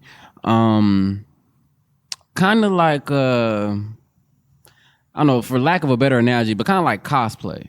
Like, everybody don't do cosplay. Everybody doesn't dress up. But enough people do to where like it's his own world. You know what I'm saying? So I would like to see like the Black comics kind of just get to where it's kind of self-sufficient, and you know, like the legwork has been done already, and you know, we don't have to work as hard. You know what I'm saying? Because we've been doing events like Black Comics Day, all that kind of stuff, and you know, just eventually it can get to the point to where, you know, we no longer have to beg Marvel and DC to include us. You know what I'm saying? We just know, you know, like second nature. We'll know like, oh, I can hit up 133 Art, or I can hit up Kid Comics. You know, if I want to see some, you know, some Black art, or, you know, art that looks like me, I know where to go. And just, yeah, I just don't want it to be this like underground, you know, what's the password? Like, that's kind of what it is right now. Like, like it really is like an underground, like, what's the password? And then, you know, that you can get in, you know, but I like to see it just definitely just more mainstream within, you know, within Black society, because it's, like I said, it's something that everybody knows. Like every Black person knows about comics, and a lot of Black people are actually into comics, but it's like, it's considered like a secret. You know what I'm saying? And it's just like everybody kind of does their own, but I would like to see it just kind of just be out in the open. Yeah, he hit the nail on the head right there. That's exactly what I'm saying. Like, where you know you can go to this, you can tap these resources, and you're not going to get that sideways look. You're not going to have some secret code or bend over and do a bunch of backflips to make something work. And before the podcast, we sort of touched on net neutrality, and I mean, how is that going to play into affecting what you're trying to do? Hopefully we keep it, and then people can go to our websites and our social networking freely. If it's repealed, then obviously there's some questions that we're gonna have, like what kind of paywalls will be put up to get to 133 Art. That is definitely a concern. Hopefully we don't have to deal with that. yeah. I think that's the way they. Oh, go ahead. Oh, I'm sorry. We're small companies, right? So we're not like Google and Netflix, where we'll be able to afford to, I don't know, access, get, you know, to pay to have people have access to our sites. That's one of my questions. Like, what about the sort of mainline internet? Like, we know that they might create paywalls for social media and whatever, but we kind of exist, especially our respective sites, in sort of like that wave of just quote unquote internet, you know, like what are the paywalls going to be for that particular thing? This is the old school versus new school dichotomy right now with this net neutrality, because I don't think the old business minds understand that the internet should not be, to get on the internet should not be regulated. Should always be free. Should be looked at as if you were going to a strip mall down the street. You're going to buy the individual businesses' products, but why do I need to buy to just walk down the street? Get into the mall, yeah. Right. That's the problem. That's what they're not understanding, because they're still stuck in the old world. You know, I think they understand it. I just think they want to stack the odds in their favor. But it's ultimately going to hurt them, because if they don't to create, like with the way the internet is now, with neutrality, it's easy enough for somebody to hit a big idea and then become a billionaire. Like, if you have the tools and sort of the expertise and a great idea, you can make a lot of money. And cut the middleman out. Right. And if you get rid of that, if there's paywalls everywhere, then it's harder for people to find those apps or those websites, you know? Like, I think it's a strategic thing with the sort of corporate upper crust. So it's like when you go to the grocery store, you have the little sample girl or guy there with the latest cookie batch. You ever do that? You're in the aisle and you got a little sample person there. Yeah. But if they're charging you just to get in the store, you're not. I think it's more even gonna like sample it. It's more like they charge you for the sample. It's more like the grocery store exists and aisle 17 is the drink aisle, but Coke has the aisles walled off for like the other brands are blacked out and Coke owns the aisle. So right. You can freely get Coke, but if you want to get, Pepsi, you have to pay Coke to unblock that out. Yeah, I think we're saying the same thing. Yeah. But I think overall in the long run it's going to hurt even them. Yeah. Because you can't stop progress, man. You're going to just have a few people caking up. And the majority is just, fighting for crumbs. No, it's gonna. What is gonna happen is the same thing that happened before. It's gonna create innovation, and then somebody's gonna make somebody's gonna innovate something else. It's gonna be better than they're gonna get rich, and then the old heads again are gonna come back and try to regulate that. I mean, nobody expected there to be a Google. Nobody conceived of a search engine that would generate all this money. So now you have these people that created that, and they're in the billionaire arena with old people, old oil or cigarettes or whatever industry that's old. And now they have to deal with these young people who have tech savvy and all this. Like, it's just, old money never wants to mix with new money, or have competition in I'm general. just saying, I don't have a problem with people. Right. I'm just saying, I don't have a problem with people charging for their creation or their ideal, their service, right? Obviously, that's, of course, you want to charge for that. I think it's a bad move to it's almost like you're charging the air that you breathe. It's like cable. If you keep charging for air, you're gonna have a bunch of dead people laying around and nobody's gonna be paying you anything. It's like cable. Cable is a bunch of paywalls, and when we could escape that, when people started being able to escape when they came out with the Fire Stick, losing money, right? And that's what's happening now. But they're going to regulate the internet the way they regulated cable. When cable first came out, it wasn't a whole bunch of paywalls. There was maybe like pay-per-view, like with fights. But now there's a paywall everywhere on cable. You get 30 channels, then you got the 150 channels. You get these 5 channels. Yeah. But if you want the premium, if you want HBO, then you get... And the innovation you're talking about is Netflix that combated that. Exactly. That, when they wall it off, that's always the mother of invention, So... But they did say good news. They said you're not going to see no major changes anytime soon. It was like it's going to be the same for now. Well, all I'm going to say is California and Washington seem like they're trying to not adapt it anyway, like not adopt it anyway. So it seems like what it's going to be is there's going to be certain states that are like, we got net neutrality. And then there's going to be the other states that are like, down with net neutrality. So I have a question for the panel. If I could flip it for a second. What do you guys feel about the future of digital versus physical copies of comics? Physical gonna always be here. Physical ain't going nowhere. Digital is definitely digital is here to stay. It's definitely not going nowhere. But physical, people, like I said, like I always, the number one thing I get when I'm out of books, people always be like, I'll be like, oh, you can get it online, you can get a digital copy, and everybody tell me like, oh, I like having that physical copy in my hand. And it is something about flipping a book page. It's something about that, you know what I'm saying? Just flipping a book page to page and seeing the artwork all up close and personal. Do you ever foresee a time where digital will be more? Nah. Well, I'm sorry. Go ahead. Oh, no. Go ahead. Here's my take. I think it's more responsible to go digital than physical. But I too, the environment. Yeah.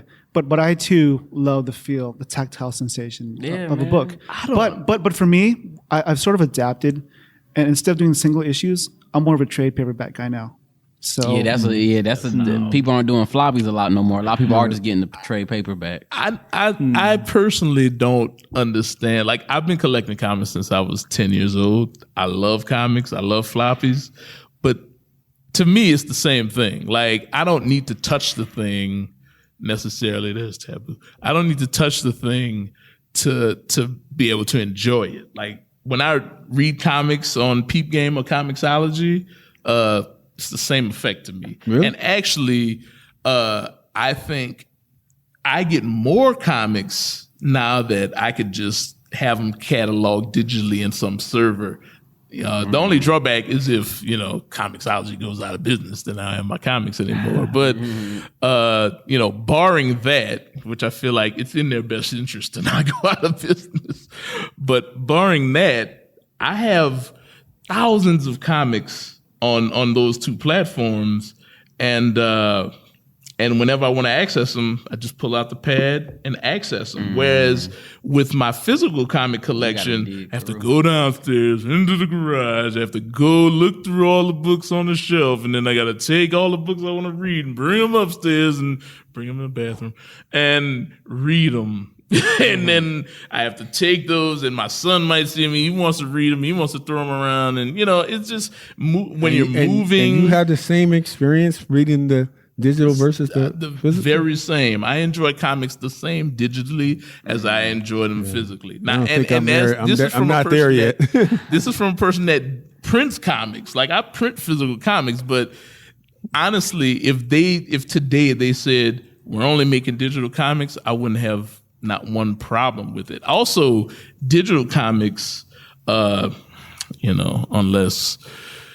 they make them the same, unless the Marvel and DCs make them the same price, as they sometimes do. Digital comics are cheaper. Yeah, they are. They are cheaper for us, especially to make, because all you need is the file. Yeah, and you don't have to print the page. Warehousing, there's no printing, which is crazy expensive. Oh my God. Well, what about the pricing structure between digital and physical copies? Because they're kind of similar still, aren't they? They're only similar because the big guys make it similar. They don't have to be. I don't sell my digital comics for the same price me neither. as Marvel and DC. I think that's kind of a greed, make as much money as you can thing. But it doesn't cost the same to do it. Yeah, exactly. So there's no reason that a physical copy of Thor should be $3.99 and the digital copy of Thor $3.99. There's no reason for that. I never could understand why. Right. There's no reason other than we want to pull as much money out our readers as we can. Well, we just had somebody join the show. Welcome to the show. Sorry, I'm late. Hello. No, not a problem. Would you do a quick introduction of yourself? Sure. My name's Hannibal Tabu. I am the writer of the BiPow column at Comic Book Resources, winner of the 2012 Top Cow Talent Hunt. I wrote 4 source books for Aspen. I'm currently doing Scoundrel and Irrational Numbers for Wonderman Comics, and Project Wildfire and Menthu for Operative Network. I told you he was going to say a whole bunch of books, didn't I? I'm sorry. Would you like me to slack off a little? I could take a day off. I could. Nonstop. Hashtag nonstop. Yes, sir. And I guess before we go on, we sort of been talking about, obviously, Black Comix Day. Maybe you can sort of add to the conversation and tell us why you think it's important to have such an event. Well, there is a consistency that you will see in many communities. You'll see in the Armenian community a pride for their work and a collectivism. You'll see in the Vietnamese community a pride and a collectivism for their work. There's no reason why they shouldn't be the same for us. And with Keithan really spearheading this and really working to create this event with the Malcolm X Library. I'm so sleepy. In San Diego, we are simply standing for ourselves and not against anyone else. So we can show people that the books they can get with Paragon, or the books they can get with Menthu, can stand next to a Captain America, can stand next to a Thor in terms of quality, in terms of writing, in terms of production values, and be on the same level, if not better. See why he's the MC now? Exactly. Yeah. I mean, I think the advent of independent creators actually pushing their own content out there is so important. It's key to a movement such as what you guys are doing. So kudos to you guys, because I love what you guys are all about. And as I said before, representation matters. Obviously it goes without saying. Sure. Thanks. Now, sort of segueing into the business side, of the art. And the struggles that you guys go through on a daily basis. Wow. I'd love to hear your guys' perspectives on how it is to be an entrepreneur and an artist at the same time.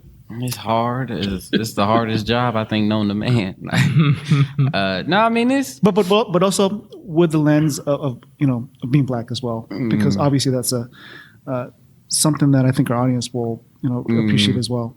I mean, it's definitely it definitely had its hardships. Like I said earlier, I'm like, I don't have the finances to get the book done. You know what I'm saying? And with I know when it comes to Black, I think indie creators in general, but I know specifically with Black comic creators, like, our biggest thing is just funding. You know what I mean? Because just funding to get all the artwork done, funding for the printing and all that kind of stuff.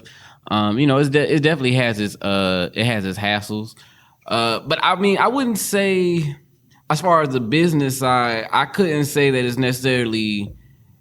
I don't want to say that it's the same, because like, I don't think Black. Well, for me anyway, like, my Blackness hasn't, as far as the business side of comics, I haven't hit that hurdle yet. You know what I'm saying? When my Blackness has gotten into the way of business for me personally. So I haven't hit that struggle yet. I know it's there. I definitely know it's there. It's America. Oh, I know it's America. I know it's there. Like I said, I'm not saying it's not.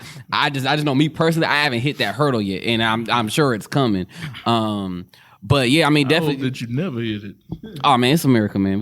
It's gonna get hit. You know what I'm saying? That's just what it is. You just take your stripes and learn from it. But but yeah, I was like, yeah, for me, I know the biggest business side for me really is just funding, because I do everything myself. So, just getting the money to pay my artists, you know what I'm saying?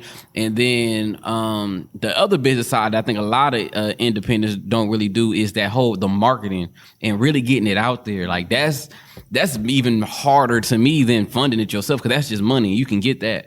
But like, getting the word out there that your book exists and, to get people aware of your product, like, that's really hard, especially, when you're on the independent side, don't have a Disney, marketing machine behind you to blast it everywhere.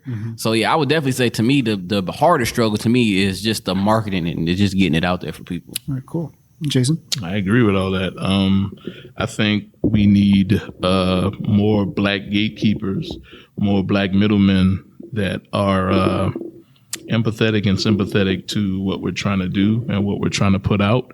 One of the biggest things, aside from just capital, is distribution. We need to crack that bubble. That bubble needs to be broken and obliterated and burned with fire and killed. Once we need to be able to get our product out to the people that want to consume it, and there are not a lot of Black distribution centers, and beyond that, there are not a lot of Black distribution centers that distribute comics, distribute the media that we make. So we need those people out there. Distribution is huge for us, because we need to get it out to you, the readers. Also, Ruben said it. Also, marketing. We need Black people that have degrees and have ideas and are excited about marketing, that love comics. And those people need to create a firm. If I had the money to do it, I would do it. And when I have the money to do it, I'm going to do it. But we need all of the young people that are in school, that are in college, to get those degrees, to come out and talk to us, create firms, and you can take money from us on that level. People do exist. I think those companies are out there. They don't know that we're in need of their services. There's a lot of disconnect. I agree. There's a ton of disconnect, and I think we need an event like this to help us bridge the gap to that. So it's awareness. So Kay, you got to get some of those people to come to the event and talk to us, so we can all network. There needs to be a liaison, because some of these people, even if they did see the event and were aware of it, they're not. But they're not. But what were you well, one thing I was seeing another creator online talk about how he was talking about the gatekeepers, and he was like, man, where are the gatekeepers that are, again, sympathetic and empathetic to our causes? And I was like, we're getting up there. We're getting long in the tooth. We can't wait for those particular gatekeepers to come down from their angel investor perch and throw money at us. We're grown men. We are those gatekeepers. You're a gatekeeper now. You're creating this convention. 100%. With printing, I'm a gatekeeper now. So we've created some of those avenues, and we need to blast them all across the world. We need to blast them all across the universe, and we're gonna be those dudes. I almost look at us. Got to put it on our back. I almost look at us. I definitely look at my own career. Part of it's a sacrificial. I'm a sacrificial lamb because, technically speaking, it's very hard to. I have to create, write, draw, ink, color the comic itself. Real tough. Then I got to jump over to the business side of distribution, promotion, being a liaison between these people who should invest their time and energy into us. Right. And not really understanding, not really having the connections with some of these folks or understanding their world necessarily, because I'm not going to fool myself and say I'm the be all of know all. I don't know. Right. I just know what I know. Right. But the sacrificing part is trying to do all of these things. And the days keep going by, you get older and older, and your energy becomes less and less available to do this stuff. Right. So that's to answer your question, that's the hard part to me, is juggling all the different titles and being competent at them. You know what I mean? Russell Simmons could do it. We could do it. Well, Russell's also having his problems these weeks. Well, You're not a good example right now. Moving on. I'm talking about in terms of business, not in terms of groping people. Moving past that awkward segue, it's too soon. It's actually interesting you bring that up, because there are historical parallels to what's happening in publishing that's what's happening in music. In music, there used to be what were called A&R departments, which would go out and hunt new talent to create the stars of tomorrow. They would groom an artist over a period of years. That kind of investment, that kind of time isn't available to the companies with the profit margins they have. So when, for example, in recording, and I know this from my time working at The Source and Vibe and Rap Pages, an artist has to come to them pretty much already fully packaged. They also have to come with their own fan base, their own social media network, their own everything, and be ready to go right now. All they need is a place to be distributed. Comics is a similar thing. Okay, I'll tell a fun story. Speaking of gatekeepers, there's an enormously high-ranking editor now at one of the big two companies who I was sitting at a party once in San Diego, and I was just sitting on the couch minding my own business, and he sat down next to me, and he says, "Hey, what's going on?" I'm like, "Nothing." He's like, were you invited here? I'm like, nope, I'm just here. Because that's the way I've had to do my career. He does, yes. And he says, well, if you're looking to write for our company, it's not going to be something we're going to be able to do for you, because you need to prove yourself in other media, blah, blah. And he doesn't know me. He doesn't know that I've worked at Rap Pages and I've written for 150,000 people a month most of my career. He just offered that information? Yeah. And I said, I didn't ask you for anything. I'm sitting on a couch. I don't want anything from you. So I appreciate your presumption that I want to knock on your door and beg at your house, but I have my own house. I don't need yours, but thanks. Right. And he's enormously high ranked. I'm not going to name names, but at least not publicly. But anyway, people who know me have heard this story, because I've been telling this story for like more than a decade, so they know exactly who I'm talking about. But we are at a point now where, as the philosopher Sean Carter said, you're not a businessman, you're a business man. And to be that comprehensive in what you're doing will require a different sort of thing. From my standpoint, I had to realize my limitations.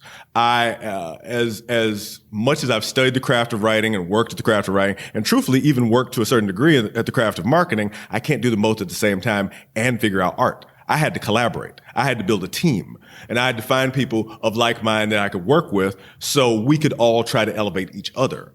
That's what my studio, the Operative Network, works very hard to. And in that same regard, now, with that kind of access, I'm able to create more work that's getting more attention. That's how I got the attention of Wonderman Comics. They saw me on a panel at WonderCon, and then all of a sudden I'm getting checks delivered to my house before I've even written anything. Straight up. So it's a challenging process that is compounded by what my father used to tell me, that I was going to have to work 3 times as hard to get half the credit. Twice as hard wasn't hard enough. And if I don't accept that reality about life in America for a black person, if I don't teach my daughters that reality about life in America for a black person, then I'm setting up failure for everybody. And that's not a place that I want to be, nor that my product, I believe, deserves to have. Awesome. Dope. Oh, also another struggle too for me, which I'm sure they can attest to as well, is like just doing cons, because that's a good way to get your product out, because that's like direct market access. But the travel, the cost for the printing, the paying for the table, especially if it's like a bigger one, like a Wizard World or something, where it's like $500 for a table. I mean, like, like all like those like con expenses alone are like its own animal. And so that's another one. It's like, I always tell us, like, I'm gonna do this one, I'm gonna do this kind, I'm gonna do this kind. Then I start looking about how much it costs. Plus the physical toll and mental toll. Yeah, being there all day in front of people. Because I think I was at a recent con. It might have been Stanley's Comic Con. I was talking to Sebastian Jones from Stranger Comics, and he was like dead tired. Like he does something like 15, 20 shows. Yeah, it's amazing. So and just as a testament to the amount of work that everybody puts into all these shows. Yeah. It's part of the business, unfortunately. That and you'll see this in small independent prose publishing as well. If you're not touring regularly, if you're not hitting these book signings, if you're not hitting these borders, if they are in business anymore, I don't remember, and doing these signings, that's bad that I don't remember that. But I should know whether they're in business. Although Amazon has bookstores now. Yes. They've worked hard to the irony, they worked to kill brick and mortar just to get brick and mortar. Those who were the farthest out have gone the other way.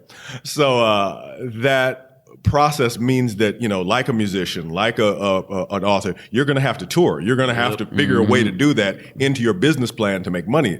So if all you're doing is publishing, then you need a really killer business plan, because that's going to be an enormously difficult and uphill road. Again, I had to recognize my limitations. I had to know I got to work a day job because my girls need benefits. So, and I'm able to use that to fund a lot of the work that I'm doing. When I go to Black Comix Arts Festival in January, when I go to Black Comix Day in February, I'll be paying for that out of my own pocket with, as they say, robbing Peter to pay Paul. If that's what I have to do, then it's going to get done. That's just the nature of the business. I will say this to creators about touring. Definitely tour. I did my first tour last year. We did like 3 cons in a row in like a 2-week sort of span of time. It was very expensive. How we try to defer a lot of those costs, you got to be savvy as far as the plane tickets. You got to be savvy as far as your travel and your, what you carry with you. All those arrangements, car rentals, air miles. Yeah, it's imperative that you figure out all of those logistics way in advance. I have the benefit of having a wife that is crazy frugal, and she's teaching me how to like keep pennies in our pockets. When she finds out about an event, she makes the tickets way in advance, so that instead of paying $450 for a ticket to go to New Orleans, we're paying $125. And that's what you have to do to maintain your business. We don't make a hell of a lot of money, but at the same time, what we do pull in, we want to make sure as little of that goes out as possible. So you literally have to be a genius at figuring out the logistics of travel as far as cons go. And it's worth taking the time to do. I'm telling you, I wouldn't make any money if I spent, $3,000 trying to go to a con in New York. It's ridiculous. So that's something artists have to, that's the gamble that they're taking. It's like, what is my return on? The first thing you think of, my ROI, return on investment of going to this particular con. Like some people may think you snubbed them. Like, nah, bro. I just know that I'll spend more to get there than I'll make. You got to go where you're celebrated, and you got to go where people are paying money to see you. What did Joker say? Never do it for free. You gotta go where you're gonna make money. I always say, if I can at least make back my table money, then I had a good con. Like that's what I always say. Like forget everything else, forget travel and all that. I'm like, if I can just make back what I spent on the table. Well, you'll probably make it back at Keithan's event. I would hope so. I would hope I make it back. I'm saying though, if I have up to this point, I have most of the shows I've gone to. I already know from jump I'm not going to make the money I invested into getting there, but I went anyway because there's this thing called networking and promotion. So there still is a pro to doing it. Yeah, and depending on the stage of your career, that's something you have to consider also. a calculated L is not an L though. It's when you don't calculate when you take the L. That's the problem. Well, yeah, and it's basically what's the ROI of social media, Right. you know? Yeah, and plus whenever I do a con, my Facebook page for Swag Patrol always goes up. You know what I'm saying? Like I always make sure I promote that. So that's why it's never, like I said, it's never a loss for me when I do a con at all. I never look at it as a loss. Right. But I just always say like my goal though for book sales though is like if I can at least just make back what I made on the table, then you know what I'm saying, and that's a good day for me. You know. Right. Now, It does suck if no one buys your book. Now that's a bad day. That sticks with you. It makes you consider your profession. There are other ways to look at that cost. So if I can, like say for instance at Los Angeles Comic Con, I doubled the size of my mailing list using a MailChimp app on a little Android tablet. So that's 60 more people who, because I had a small mailing list at the time, who are open to see my work, who are interested in engaging with my work on a monthly basis when they see my newsletter hit their inbox. And you can get that at operative.net. It's the mailing. Anyway, but by the end of this podcast, you'll have 61. Okay. I'll be on that. Wow. Okay. I appreciate that. So doing so has allowed me to look at multiple when you talk about the return on investment for social media, that if you're not engaging with an audience, if they forget about you, then you can disappear very quickly. Sure. That's one of the issues. I mean, you'll even see like Bob Layton talked about that. He was like, people forgot I exist. I mean, Bob freaking Iron Man Layton, people didn't know that he was there. Right. So we have to remember these as part of the business plan that we're doing, as part of the marketing that we're doing. Has to be a guerrilla marketing social media tactic and strategy that we will be able to work through, over the course of a year, and then look at how did I do? How are my followers? What are my metrics? What is the definition of success, and how can I improve upon that in the future? Now, although Ruben hasn't been affected by it yet, but I want to kind of put the focus back on the experience as a Black creator. I mean, Actually, I take that back. Actually, because I just thought about it. It's some stuff that did come up. Okay. So but I'll let you finish. No. Go and share. I mean, I was. Actually, I would say the biggest thing for, and we can all attest to this, man. Being a Black creator at a white con and you just see Black people just walk right by you while they talk to the white people all smiling and grinning and skinning and just being all like, I remember one time I was at a show and this white guy was right next to me he was selling his book, and this Black dude talked to him for like 20 minutes and was like real engaged and everything. And granted, I probably could have said, hey, how you doing or whatever, which I kind of did. I gave him the Black head nod, like, hey, what's up, bro? Okay. But he looked at me and like, but like as soon as he finished his conversation, he was like smiling and like he like walked by me and then he just like his whole face just like his whole demeanor just changed, like almost like, oh, I can't talk to you here, like, you know what I'm saying, like, oh, Master gonna get us if we. I mean, it's like that's the vibe you get from like Black congoers, and I don't know why that is, but it's a very off feeling when you're at the white cons or like just like a regular con, like Black cons, it's whatever. But like yeah, whenever you go to like a white con, it's like Black people just look at you like you're not even supposed to be here. Like I'm supposed to be the token Negro. Like that's the vibe I be getting from them. I think it depends though, dude. Like it's not. I remember a couple years ago we went to Wizard World Sacramento. Shout out to Sacramento. And the whole while on the way to the con, if we stopped somewhere and talked to people and told them what we were doing and all that, people would tell us, man, there's no Black people in Sacramento. It's all white people. I know some of them live there. Some college roommate, right? some people are racist out here, blah blah, and we just had this sort of cloud of, damn, we're not gonna sell no One Nations out there because One Nation is blackity black, you know. Mm-hmm. So we get there, and it was a 3-day con, man. And when I tell you, Black people, white people, Filipino people, the whole range of demographics out there in Sacramento bought books. Mm-hmm. I had never, up until that point, I had never broke $1,000 at a con, and that weekend we made $1,300. Oh, nice. And everybody was buying bundles of One Nation. I was like, everybody in Sacramento has a bundle of One Nation in their house right now. I think it really, starting out, it's hard, and I think sometimes it depends on the fanfare of your table, on the spectacle of your table. I think you got to be loud. You got to be standing in front of that thing. You got to be pulling people in. You know, almost, I wouldn't say grab anybody because, you know, Russell's hashtag Russell Simmons. But but at the same time, get them in. You almost got to be touching them, man. Yeah. And I had a good friend out there with me, and his marketing techniques, or as far as doing conventions, because he used to do like hair conventions and stuff, was really talk to people as they're walking by, pull them in, tell them, hey, brother, hey, sister, hey, lady, hey, beautiful, hey, you know, you just have to do whatever you need to do to get them in there. And then when you get them to the table, you have to wow them with your stuff. And I'm not a salesman, let me tell you. I'm not the greatest salesman alive. I've seen people that can sell water to a well, but when I get you to the table, I'm going to tell you about this stuff and I'm going to be excited about it. I'm going to tell you about this stuff and I'm going to try my damnness to make you excited about it. And we learned through the course of that show and subsequent shows that it is really, you know, everybody's going to have their biases. And I agree with you. There are black people that will just clean walk past the table if you're black. But at the same time, you got to work it, man. Oh yeah. You got to work it. And I guarantee you, if you work it properly, you can get everybody.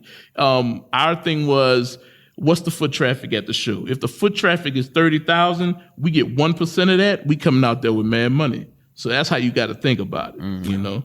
Also, what you said about spectacle is very important because I've watched as you've developed your business model. You've learned a lot of things that I'm subsequently going to steal. So, for example, everybody at your booth, most of the time when I show up, are wearing a matching shirt. That kind of uniformity does attract people's attention. It does. You use a standing banner, which has information that's easy to see above the fold, so people don't have to look below the table. You also have a great spread, both horizontally and vertically, of work. So the presentation of your work, in addition to the high quality of the artwork, the high quality. We got video now. Exactly. So the word that you use, spectacle, was very good because the spectacle that you create can make up for, say, a slightly shyer creator as you are. Because I've worked with both you and Sebastian. Sebastian knows how. He's a dude who sells water to a whale. He's the dude. He's the smoothest cat in comics. I agree. And Sebastian can go into a show and wow people 1-to-1, hand to hand, take them down. Right. Whereas you're going to draw them in with the spectacle, and once they get there, they're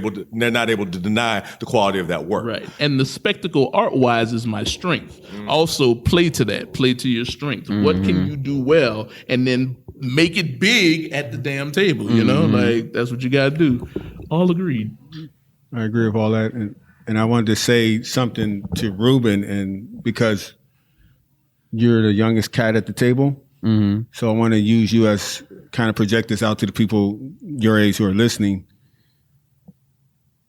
At your age, from you're not even 30 yet. So by the time you hit 30 and then 40, you're going to be a different person. For sure. You're going to be a more confident person. Not to say you don't have confidence now, but that confidence is powerful. It sways people without you even opening your mouth. They sense it on you.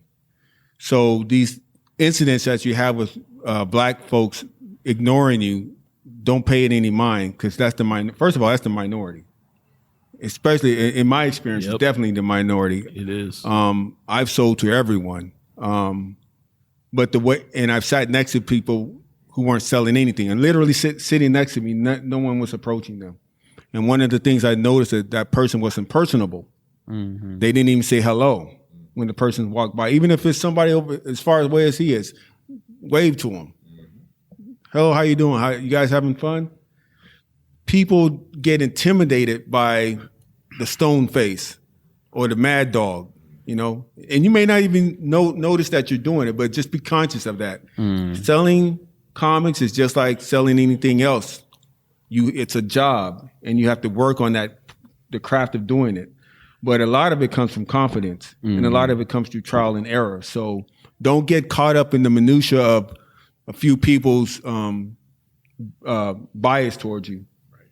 It's just not worth your time. You know, there's way more customers than there isn't customers out there. It's all a numbers game, bro. Yeah. If 3 people walk past you in disdain, you just got to get 3 more people that's walking behind them. You know? Yeah, I mean, and it was a few years ago when this happened Right. too. So I mean, I've grown and learned since then. Right. But you know, I've talked to other Black creators as well who say that they felt like they've done, had similar Oh, there was experiences. a fellow when I was at my Mia's show, the MechaCon. There was before we had the show. We had a signing at this comic shop called Midnight.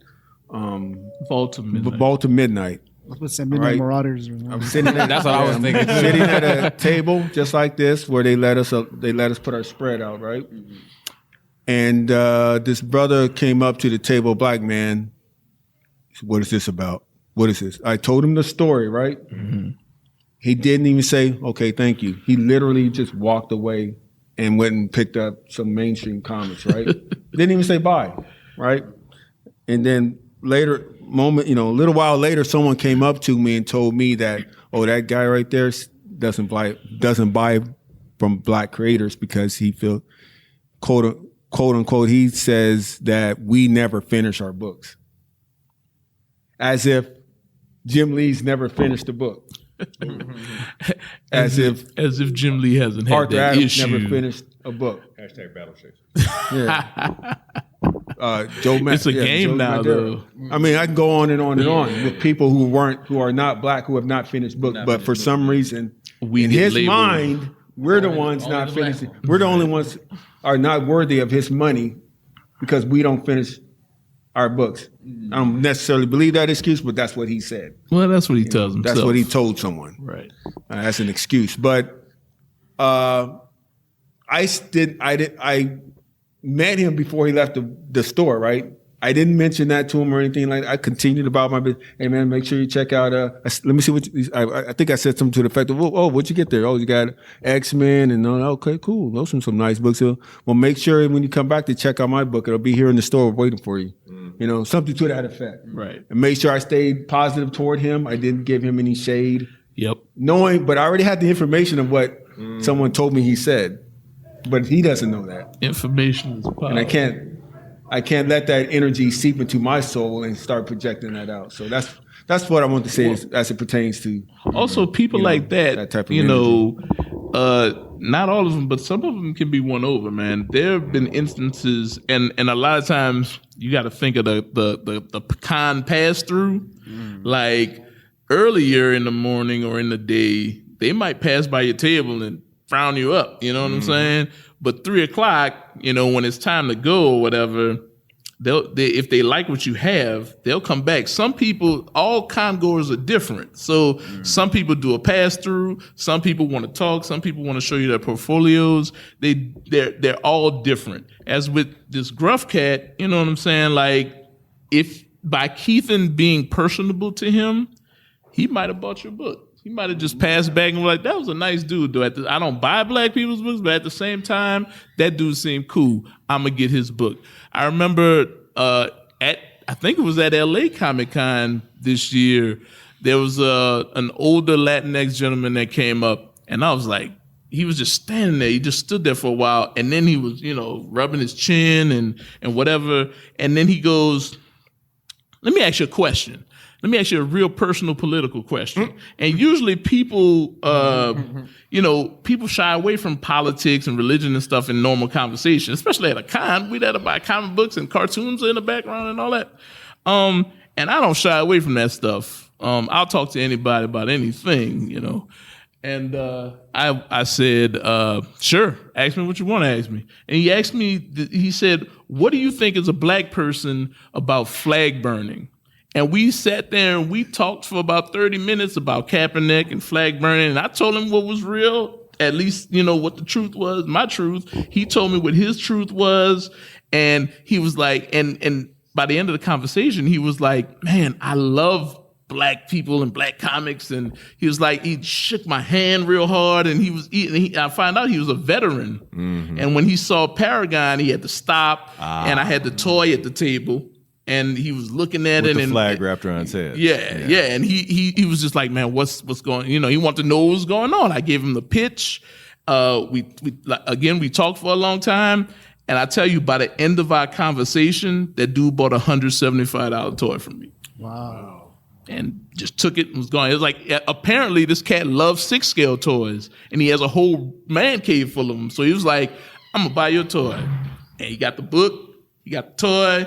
His son was like, thank you for talking to my dad, and this is good. He loves these things. And that dude was disappeared from my life. But I was like, Jesus must have sent that dude down to buy this toy. That's an incredible story. Thanks for sharing. Yeah, man. You were more beneficial toward his life than him to yours. Well, both, it was mutually beneficial because I was in the hole for about $200 for some electricity. Oh yeah, that brought you up. A couple stacks down, and trying to bounce back. That evened it out. Trying to bounce back.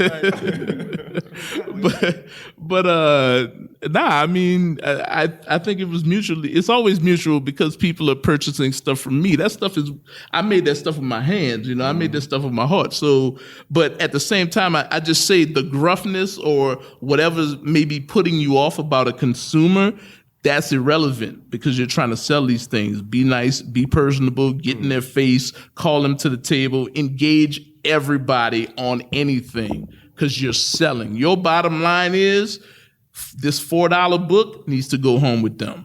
It's funny. It's funny you say it that way because I learned a similar lesson when I was DJing. I used to host this karaoke show in Torrance, and whether there was one person there or there was 40 people there, I started the show the exact same way, same energy, same music. This is what we're going to do. Random. I had like this memorized script that I did. So my client, he came up to me and he was like, there's nobody here. You don't have to go through all this. I'm like, what difference does that make? Right. Did you pay me to do half a show or did you pay me to do the whole show? Right. So let's either do this or not because I want the money from doing it. And he really respected that. And I got a lot of money from that guy. But yes. No, my mentor, Lee Moyer, who basically put me on as far as illustration goes, his thing is always do your best work. It doesn't matter. Always do your best work. So that's my mantra. How much time do we have here? I have a story, and I've been hesitant to tell it for years. Tell it. And it's I call it the Star Wars story no one will ever tell you. Tell it. And it has to do with racism. George Lucas slapped you. No. Oh man. Nah, if I was close enough to something, I must have did something good to get that close enough to get slapped. But anyway,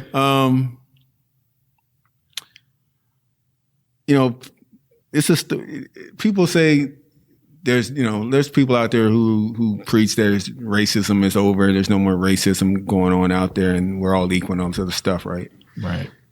And this is a real life story. This really happened to me, and I call it a great friendship that was destroyed between two boys. Me being one of the boys, and the other this white kid. Right, we were two children. Children meaning we were 12, maybe 10, maybe between 10 and 12 years old. Yeah. Right. Mm-hmm. The reason that we became friends, I met that kid that day and ended up in his room that day playing with his Star Wars toys because we were both Star Wars fans. He wanted me to show his Star Wars collection, right? You know how you meet kids on the playground or something like that. You guys go back, you find you have a common ground, right? I'm not looking at him as a white kid. He's not looking at me as a black kid. It's like, oh, Star Wars, blah, blah, blah, blah. You're going off talking about Star Wars. We end up back at his house, right, at his apartment. And when we got there, I noticed his mother, you can feel the vibe when somebody's not completely comfortable with you being there or you being around you, right? Yep.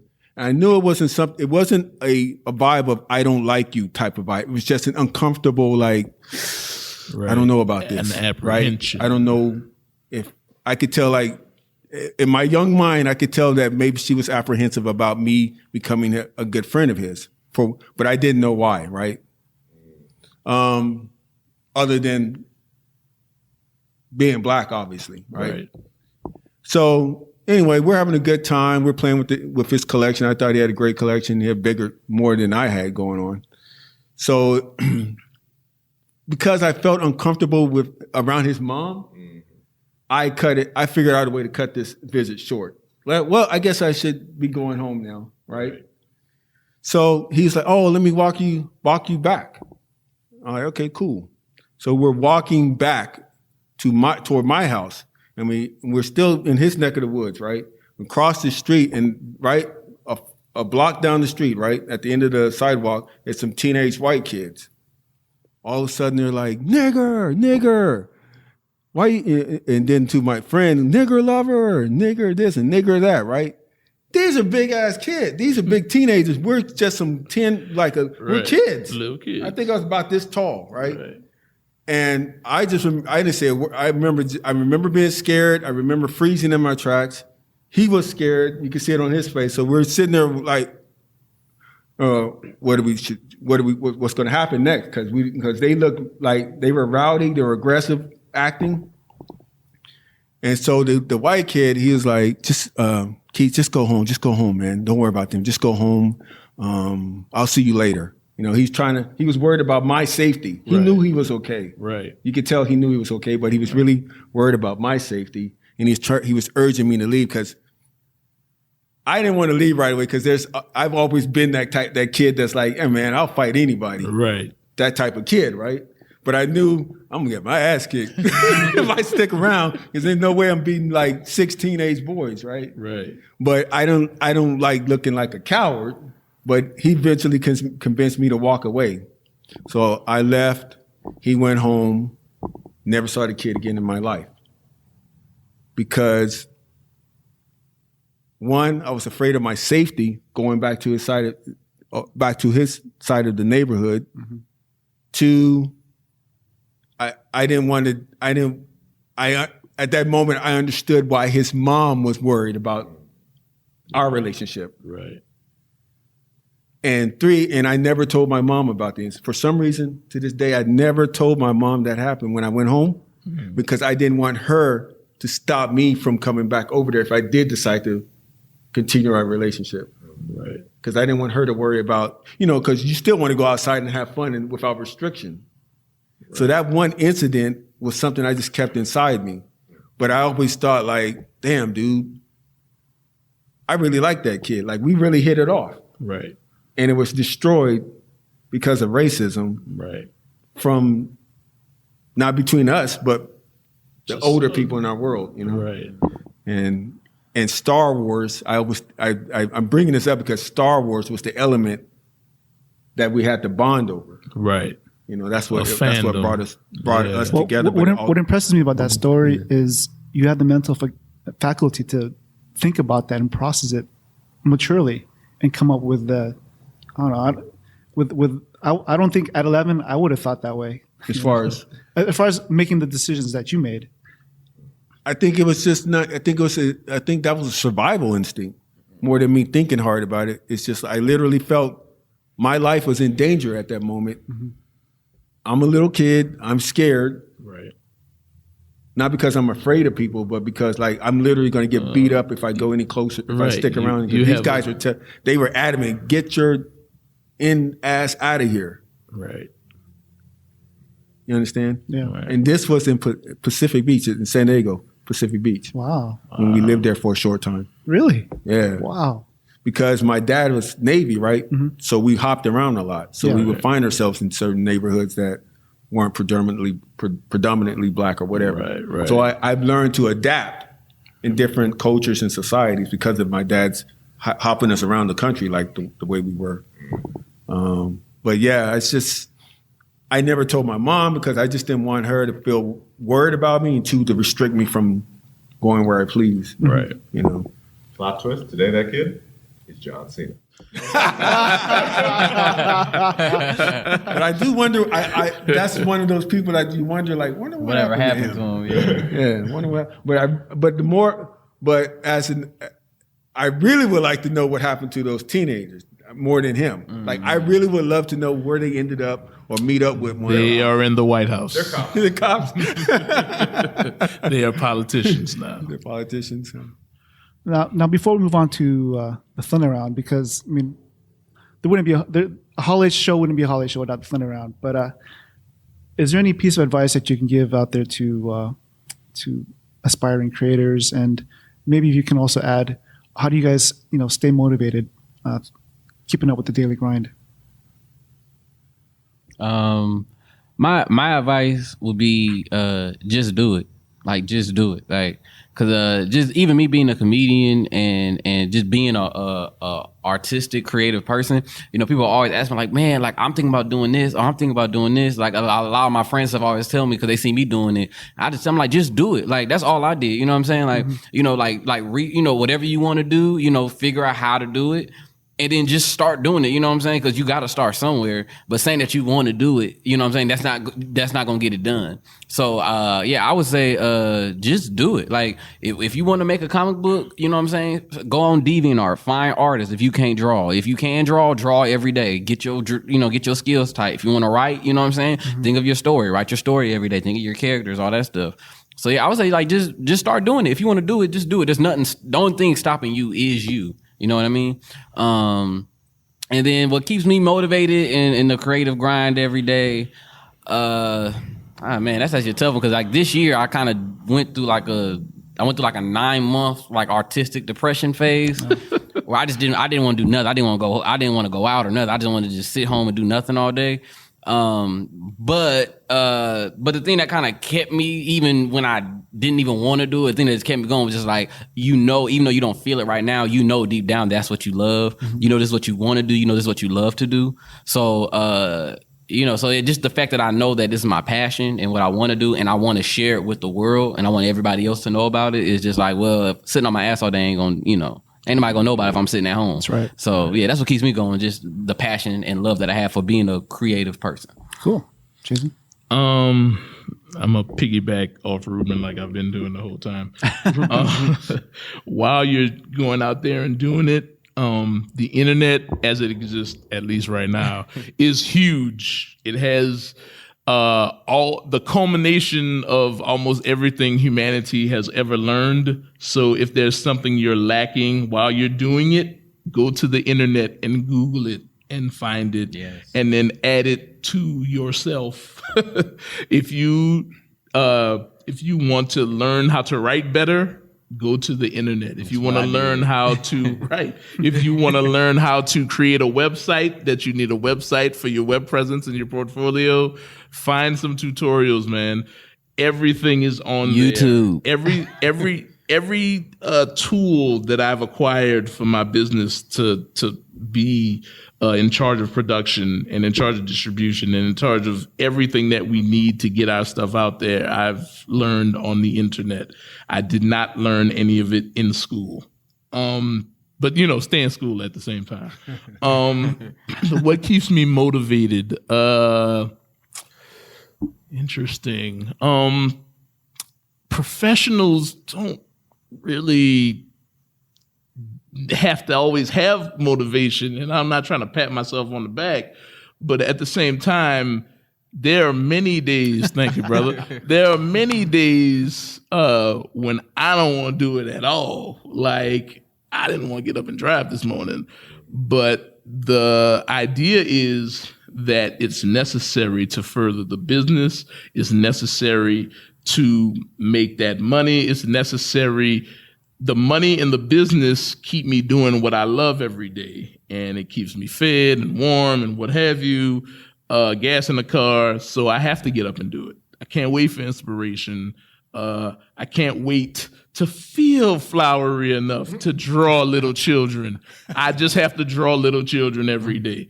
So, or superheroes, whatever I'm drawing that day, or whatever I'm printing that day. So, what motivates me sometimes is the love for the thing, but what keeps me doing it is the fact that I have to do it to keep doing it, if that makes any sense. Cool. Next. Things that motivate. Advice first. Advice. I guess I always preach this. First, you have to, if you love something, that's going to give you the energy you need for those tough times. Because that's the only way I was able to stay up till 3 a.m. every night consistently. Because I was basically burning adrenaline off of just the love of the craft. I think if you don't have that first, all these other steps aren't going to work because you won't even get out of bed to do step 1 to get to step 5. True. Right? As far as the technical stuff of learning your craft, like Jason said, YouTube, great resource. Obviously, Google. When I was a kid, before the internet, back in my day, when I was going up that hill in the snow, Get off my I was going to a library, and I was self-motivated. Libraries have Google now. Yeah, by they the way. do I now, just wanna right? Interject that. Yeah, it's A lot way of them better have comic than books that. now too. True. What was that Have system graphic called in the novels. library when you had to go? Dewey Decimal System. Oh my god! Oh yeah, I remember that. Yeah, you better hope that book is there. 741.5 is the comic man. book I section. hated that. I'd be like, is this set up by name or by subject? What's going on here? Right. It's set up by subject. The decimals is the subject. Like How do you even know, Ruben? 741.5. You already had internet. Young buck. 741.5 is the comic book section. Straight up. Straight up. Just for anybody who wants to know, if you're at the library and want to find out what the comics are, it's always Are there 741.5. comics there now too? Creator, Yeah. comedian, and genius Ruben Warren II. In the daytime, but at night, Batman. I slang. extraordinaire. All right. What was the other part of the question? Motivation. It's getting late. Yeah, that's I'm motivated by. I spend a lot of time when I'm drawing listening to documentaries or interviews of people I admire. So those people inspire me because not to like talk down on people I know, but like generally, I've grown up around people who really didn't know what I was doing, didn't really care. 90% of the people, they love me as a family member or as a person, but outside of that, it's like he's in there drawing. Who's one person that inspired? Who's one person that inspires you? Early on, it was Michael Jackson. He's passed now, but Michael Jackson I was heavy into him as a kid. Wait. Michael Jackson passed? I'm just joking. Keep going. Oh, you know, We got more than one comedian here. Google it. Use the internet. Take your own advice, man. I'm a victim of my own advice. No, what I learned from him is the showmanship side of it, and the professionalism of how to present yourself, and your products. He never came out half-ass. For real. So I absorbed that from him.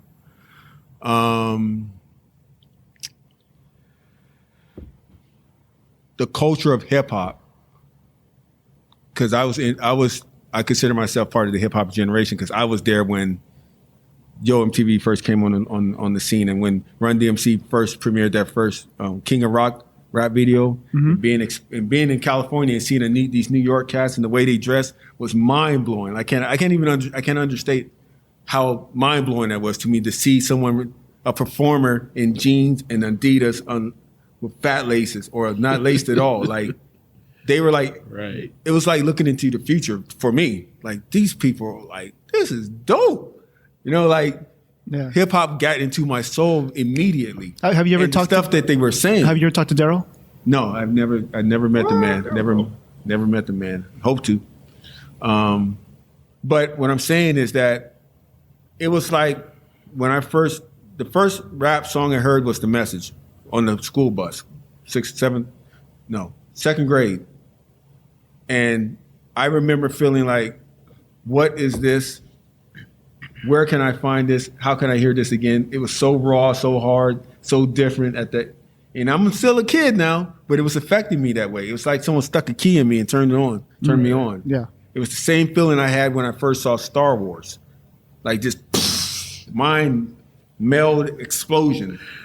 And it just started my ideas started to percolate. Right. Like, I didn't know you can do that with words, or I didn't know you could do that with sound, or I didn't know you can do that with special effects. Right. You know? So those, I would say Star Wars, hip hop, Michael Jackson, and of course all my favorite little comic book artists. But as far as like mind altering events, Star Wars, hearing Thriller for the first time because it was a tape. Yeah. It's like in the movies. I was at home by myself. What's this on the counter? It was the Thriller tape sitting on the shelf, right? Collecting dust. I put it in, boom, boom, boom, Yeah. and it went into beat it, and I was like, I was a Michael Jackson fan instantly. And then when I saw Motown 25, I was, it's over. It's over. This dude right here is an artist. I want to be like, I want to have effect on people like that. I want to mold my art like that guy does. I want to make grown men faint and cry. That's power. But my conscious, as the kids call it today, being woke and all that, that was sparked through Public Enemy. The only thing I had before Public Enemy was the knowledge was the movie Roots. Because I grew up in the South. For 5 years, I grew up on a farm in Memphis, Tennessee. I didn't have to run into different cultures or anyone. It was just my grandparents and church. That's the only people I saw for 5 years. All black. Come out to California.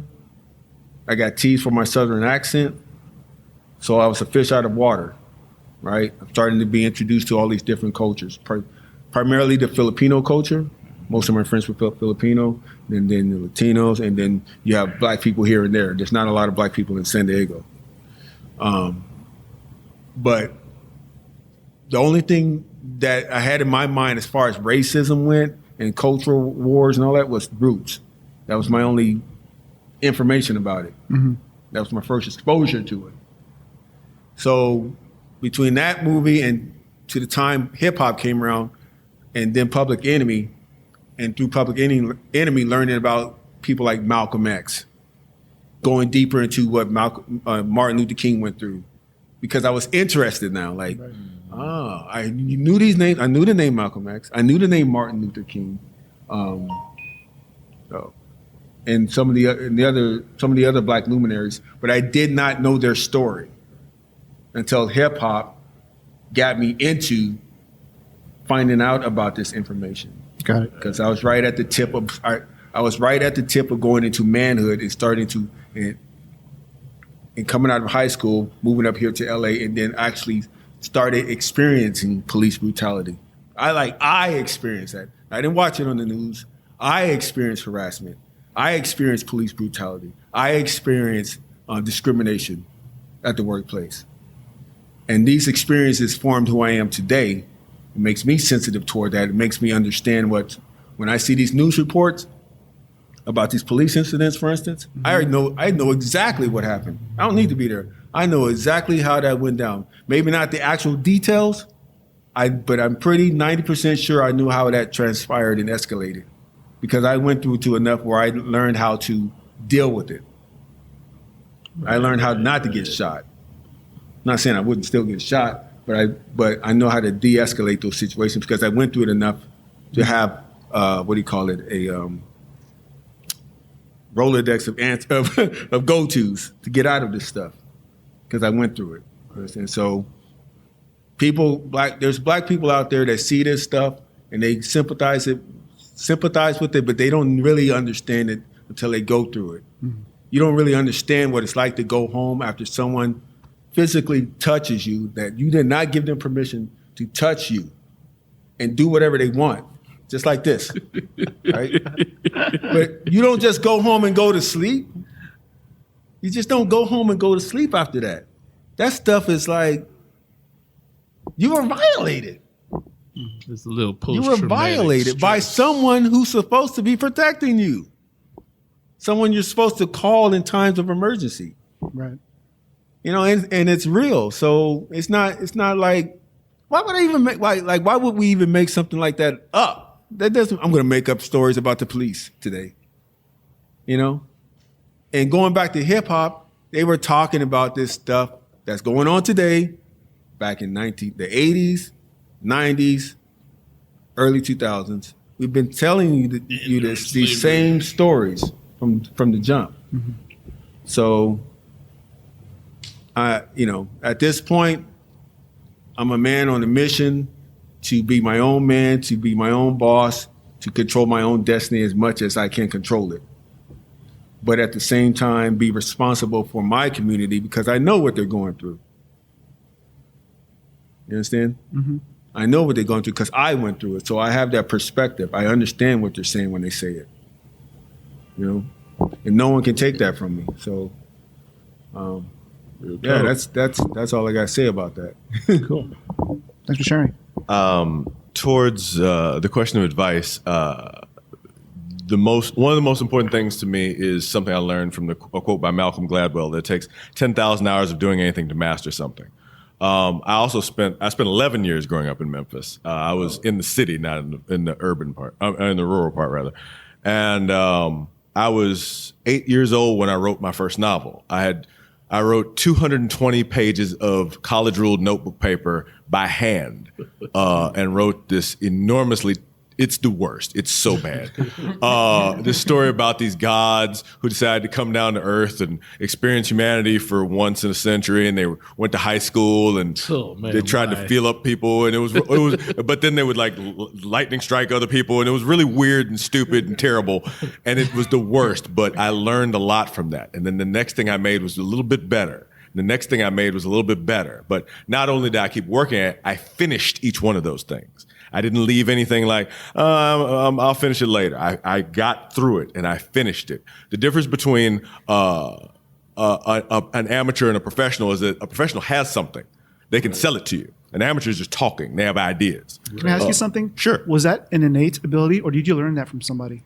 A little bit of both. There was a great drive in me to create. I've always felt almost like a pressure on the inside of my skull, these stories desperate to get out, these characters who wanted out into the world. But as well, I grew up with my great aunt and uncle who, my great uncle had worked 30 years for the Metropolitan Water District in Milwaukee. He had mined coal. He had been a chauffeur. He'd seen some things. My great aunt was a domestic for a lot of years, and they had been real salt of the earth, work with their hands people, and they swore it would never be me, that I would never have to live that way. So I was motivated to fulfill that. As well, I was also very heavily motivated by spite. You can't do this. You can't. I'm like, I'll show you what I can freaking do. Right. I'll show you. And I've been very heavily motivated by that through a lot of parts of my life. So towards that end, the advice that I would give is, in addition to what Ruben said about just doing it, just do it and get it done, because you can fix it later. Mm-hmm. The real work in writing, in art, in all of this comes in editing. That's where the real work is done, where you polish. I mean, it wouldn't be Star Wars without Marcia Lucas, rather. George Lucas's wife saved that film in editing. Multiple people, Spielberg said that. Scorsese said that. Multiple people have said that. And he may not say it, but he kind of, George know. So when you do the work and you finish the work and you get that sort of a process that you are continually refining this work to move it to market, let it go, or in George's case, maybe not, and then go on to make something else. That is where the essence of creation really happens. That's where creativity is really going to work out for people. So I urge them to do it. I urge them not to listen to people who tell them that they can't do it, but I urge them to work hard, because unless they get through that 10,000 hours, the first stuff is going to suck. The early stuff they're going to do is going to suck, and they're going to get frustrated. My daughter's 7, and she's like, it wasn't perfect the first time I did it. That's right. If you've seen, and I don't want to spoil anything, the recent Star Wars movie, failure is the best teacher of all. And sell those failures. Yeah. Do what you get paid. Well. Get paid if you can. Get paid for the failure. So that would be, and I'm motivated by, like I said, I just need to get these stories out of my head. I need to get this stuff out of my head. And a part of that means that I have to follow what I call the George Clooney model. I do something for one of the companies, I do something for me. I do something for one of the companies, I do something for me. That is how I get the money to do the things that I really want to do. Yeah. And the freedom to say, no, I think I'm going to write these black superhero comics, even though, this big 2 editor told me that I couldn't get anything from it. I don't need him. I don't need anybody. I can fund myself. I can build myself. And that combination of spite and being driven for that. And as Jason says, I wake up every day and I see 2 of the most beautiful little girls in the entire world. And they deserve better. They deserve to inherit something the same way that Jet Lucas is going to inherit something. Right. Jet Lucas's kids are going to be going to college on Jar Jar money. Jet Lucas's grandkids are going to be going to school on deep, Borg money. Off of Jar Jar money, man. Jar Jar money, player. Oh, You want to go to Stanford, player? Let me put this Jar Jar action figure money right across the table for you. I got you. Jar Jar like school, you know what I mean? We still all going to learn. That one. Jar Jar We wrong for that one. We're going to sit next to Tommy Mottola in hell for that one. But anyway, That's the new hashtag. Hashtag Jar Jar money. So I am working to build something like that. I would love to say one day I'm going to be the black George Lucas. I'll be happy to be the black John Scalzi. I'll be happy to have a body of work that can outlive me and that my children can point to and that they can inherit something from. Because generational wealth is what we didn't get, what our community doesn't do, what many communities of color don't do. Exactly. And I'm trying to create space for that for my kids, for your kids, for everybody's kids. Yes. All right, awesome. I guess we'll Thunder do round. We'll do a quick thunder round before we close out the show. And basically, thunder round is our off the beaten path set of questions, and we'll start with Hannibal this time around. That way, Jason doesn't have to follow Ruben. But I've been using him. He's been such a great inspiration this whole time. There's other places to sample. If you can't get to the records, you got to go to the CDs, player. Come on. I need Ruben to answer these questions. All right, the first one is: if you could go back in time and change something, would you? Yes. And if so, what would you change? But the caveat is, it's a one-way trip. That's fair. I've got this covered for a long time. At one point, something crawled out of the ocean and said, I'm going to try living on land. And I would go back and I would kill that thing. Oh, man. I would end the idea of carbon-based life on land because from ecological pollution to, it's a really Ra's al Ghul kind of approach, but Totally. from ecological pollution to racism, these are all done by carbon-based bipedals. And if I kill carbon-based bipedals, no problem. I can fix the problem to start there. So you would exist in the past by yourself and just die? Yes, I'm a nihilist. And people say, you can't be a nihilist, you have kids. Watch me. I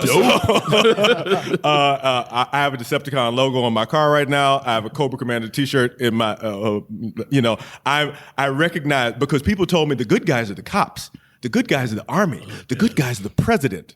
So that means I must be the bad guy and they must fall. Hail Hydra. If I got a time machine, I'm gonna fix everything really, really quickly. It's not a fix.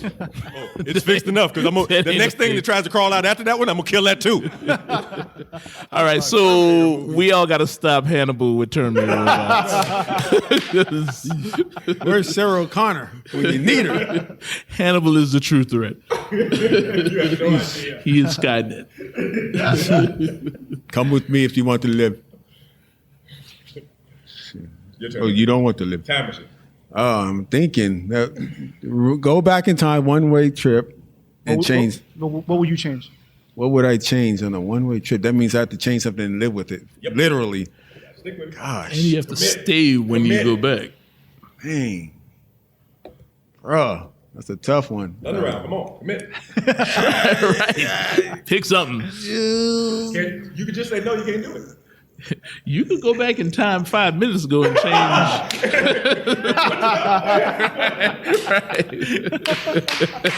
I know.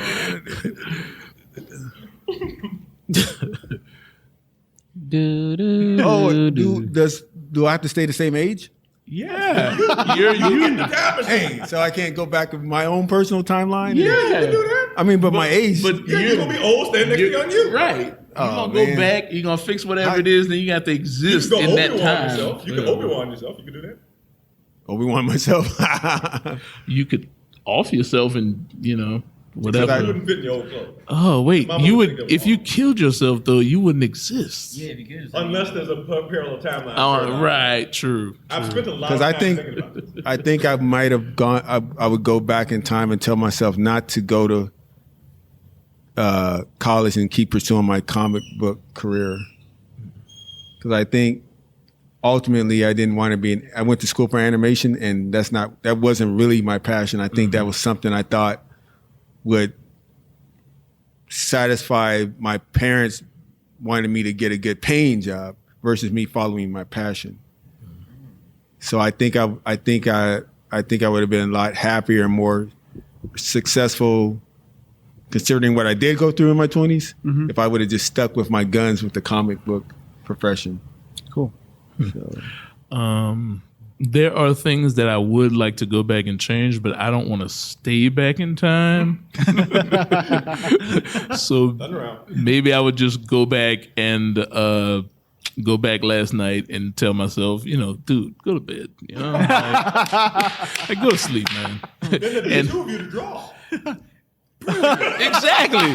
133 Art would rule the universe then.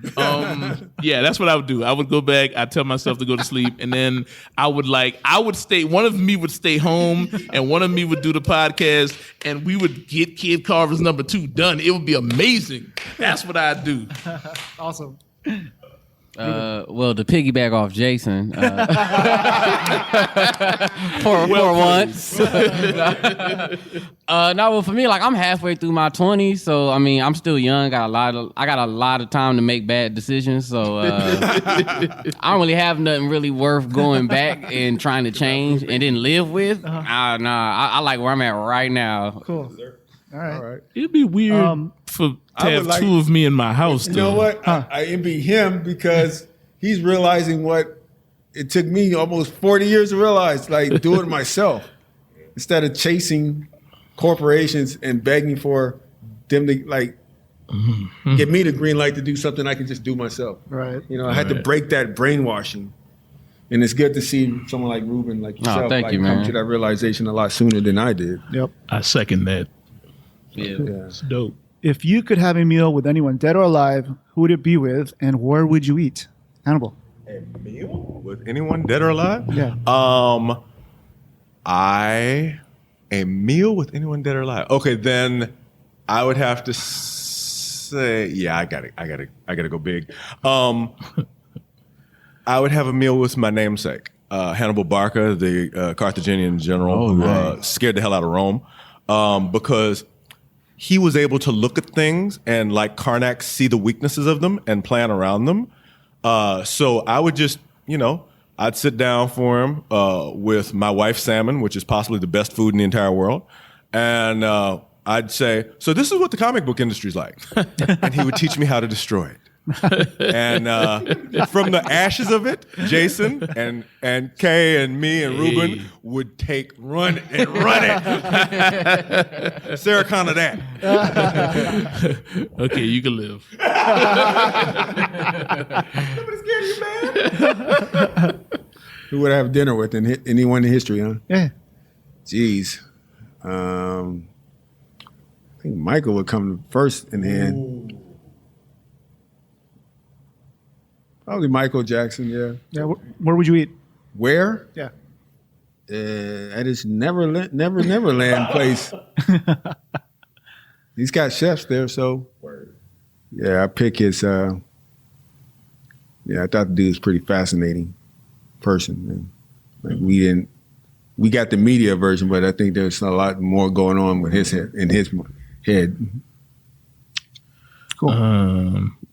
If I can only pick one person, I mean, there's like brilliant people and famous people you would want to eat dinner with, but I'd eat. Well, now that there's two of you, I'm joking. Exactly. I'm gonna go personal. I'd just pick my dad, and we would have like Vietnamese or Thai, because I'm hungry. My dad passed a few years ago, and I feel like I didn't know him enough. As I didn't get to have the sort of teenage talks with him, like like that some people get with their dads. I didn't get that time with him, so I kind of would want to know more about him, you know, like as an adult, so I can process that kind of stuff. So I'd pick my dad. Cool. Yeah, for me, Michael Jackson was definitely one of my choices. But no, honestly, it'd be like, honestly, it's a toss up. It's like Michael Jackson or probably Malcolm X. I would love. I mean, you know, I've been a fan of his since I was like 18, 19. And To piggyback off Ruben, I would say,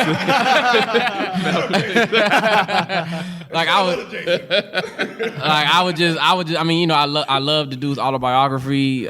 You know, I love his speeches, just the way that man thought. You know what I mean? Like I always say, like Malcolm X is the definition of what intelligence and swag looks like combined. Like that dude was so eloquent and so smooth and so just tact and on point with everything that he said, and like everything he did was like deliberate, and he had a purpose. So I mean, down to his facial movement, you know what I mean? Like everything he did, he just did with a purpose. So I would just love to just like, I go somewhere to like a mom and pop shop somewhere, you know what I'm saying? Maybe like Chef Maryland's up here on Crenshaw or something. And you know, I just love to just sit there and rap his, you know, pick his brain about all the current stuff going on. And see, he's at that age. See, that's what we were all when we were at your age. That's what we were all going through, right? I would say 89 to 94. Everybody had the X caps on. Yeah, and I was living right here in LA. All of us had the Malcolm X caps on. I mean, not just black people. Like everybody was rocking that X, gear with the cross colors and the. It was like. And Spike Lee had "Do the Right Thing" out. That's what was going on. But Malcolm X was that he was the impetus. Is that the right word? Impetus? Impetus. Is that the right word? Let's move on. Zeitgeist. I'm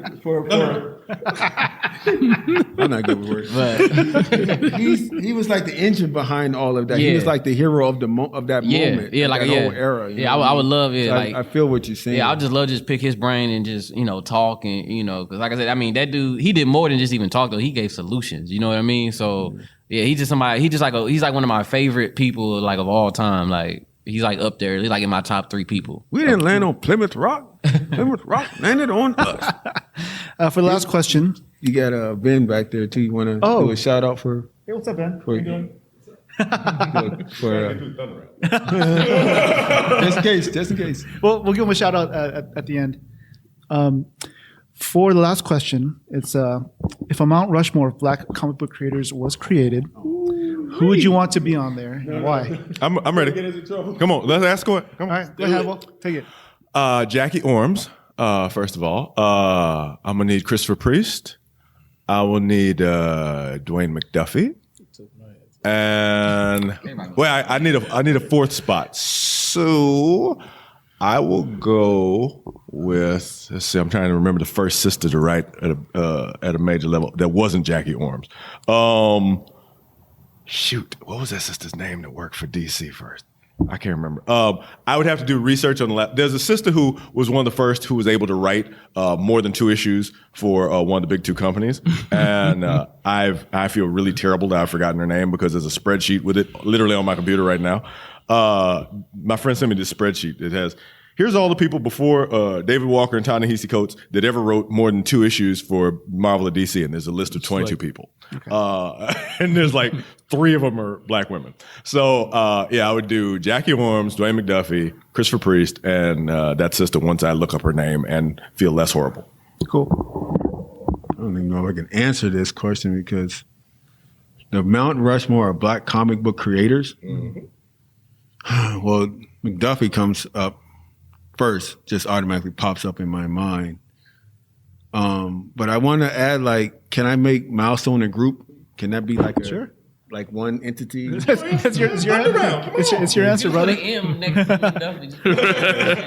The Milestone Founders, because of the impact that they had on the industry, and that, I mean, it's undeniable, and the impact is still reverberating to this day.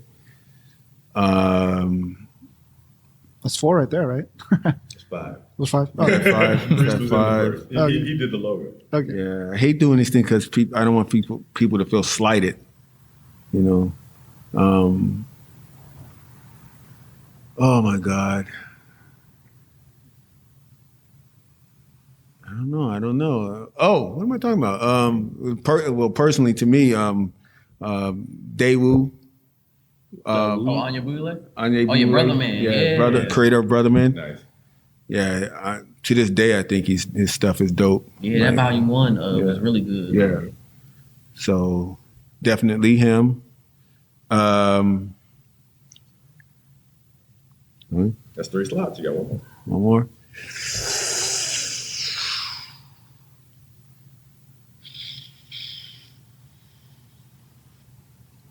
I like that here. I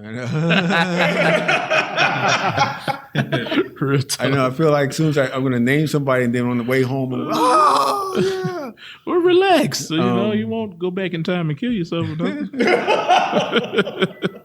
Second Jason stop. Right. He's the peaceful one. And Dennis Cowan's part of Milestone, right? So he's part of that group. Already done that. Yeah, I'm leaning toward Larry Stroman a little bit. Yeah, I think I'm leaning towards Larry Stroman's He did Tribe, right? First one to sell a million copies. Yeah, I think I'm going to have to go with Larry. The wonderful 90s Larry of comics. It's my turn. I don't know, man. This... Whew. That's all the right. There's all the old comic gods, and then I don't know, man. Mount Rushmore. Damn. First of all, why does it have to be in Mount Rushmore? I want the black comic guys to be try to in change it. Africa. You got to do it. Okay. You got to do it. Okay. I'm throwing Machindo up there. I'm doing comic black art gods. I'm throwing Machindo up there. Okay. Who else? Black comic gods. Damn. John Jennings up there. Damn. 2 more slots. Is it wrong to throw myself up there? It's yours. Is that arrogant? Around. I'm Hokage. I'm throwing myself up there. Yeah, Jason is Hokage for a second. I'm my own face up there. Second Jason wouldn't have done it. No, second Jason is like this arrogant son of a... Jadakiss voice. Who else? Comic people, black comic people. There's not that many of us. I mean, there is a lot of us, but y'all named all you can repeat. It's fine. Well, you want Arbel? You want Ron Wilson? But this is about historical significance. We're talking about Mount Rushmore, meaning. Well, I can have historical significance though. To me, Machindo has historical significance to me because when I saw his artwork, I was like, damn. When I saw he's one of the first black painters. You ain't got to justify your I don't know answer. why you telling me about that. I'm just saying. Okay. There's not a lot of us, and I'm saying there is a lot of us, but I'm talking about No, I mean there is a lot of us. All right. I'm gonna throw Crown up there. Crown, John, Crown, John, Machindo, and myself. Bam. Okay. Ruben. All right, to piggyback off Jason, I'm gonna go with definitely Dwayne McDuffie. That's hands down. Oh yeah, that's what I meant. To piggyback off Ruben, Dwayne McDuffie is my favorite.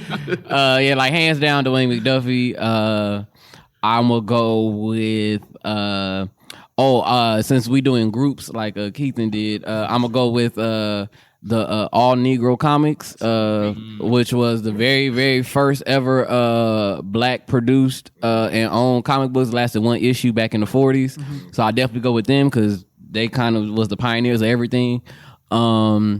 I'm just going with myself, because I'm a fly guy, Young dudes go with themselves. I put myself up there. These two jokers put themselves on. You know what? At the very least, you didn't put yourself first. Yeah, no, I know. I'm like, there are others that have come before me, so I'm not gonna. All right, yeah. So I got Dwayne McDuffie, All Negro Comics. I'm gonna do myself, and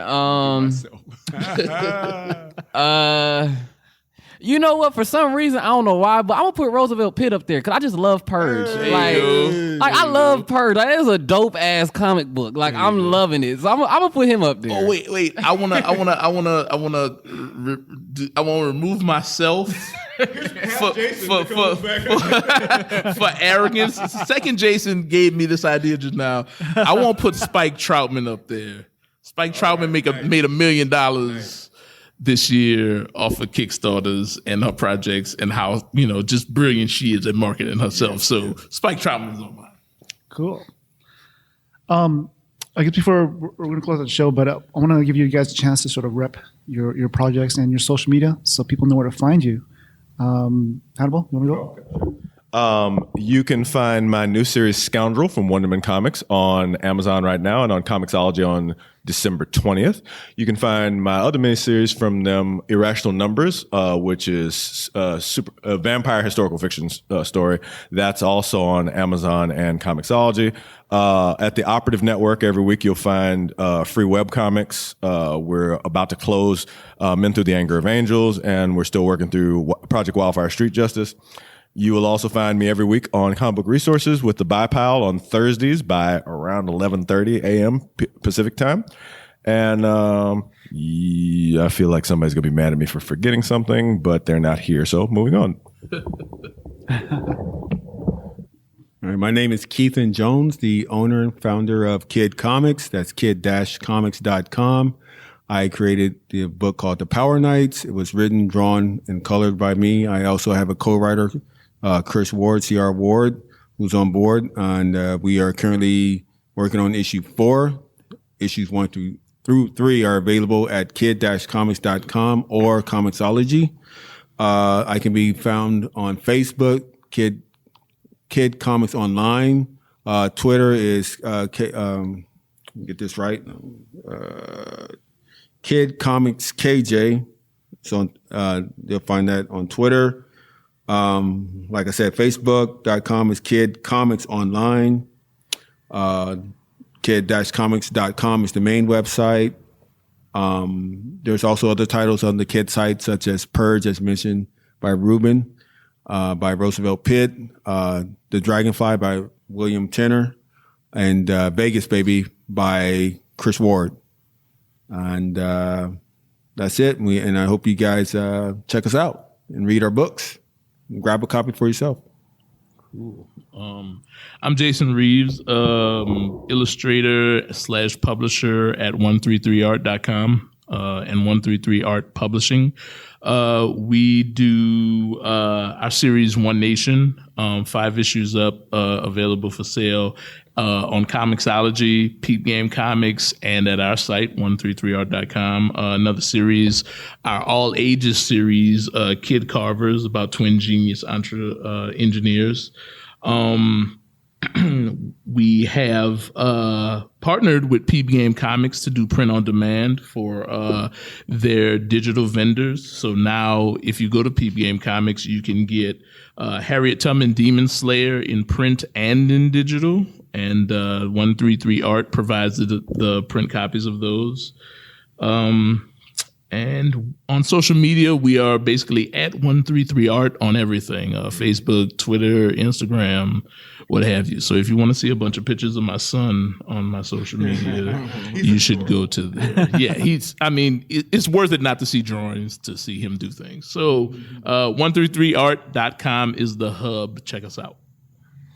Yeah, so we got Swag Patrol. We are on Facebook at facebook.com/Swag Patrol Comic.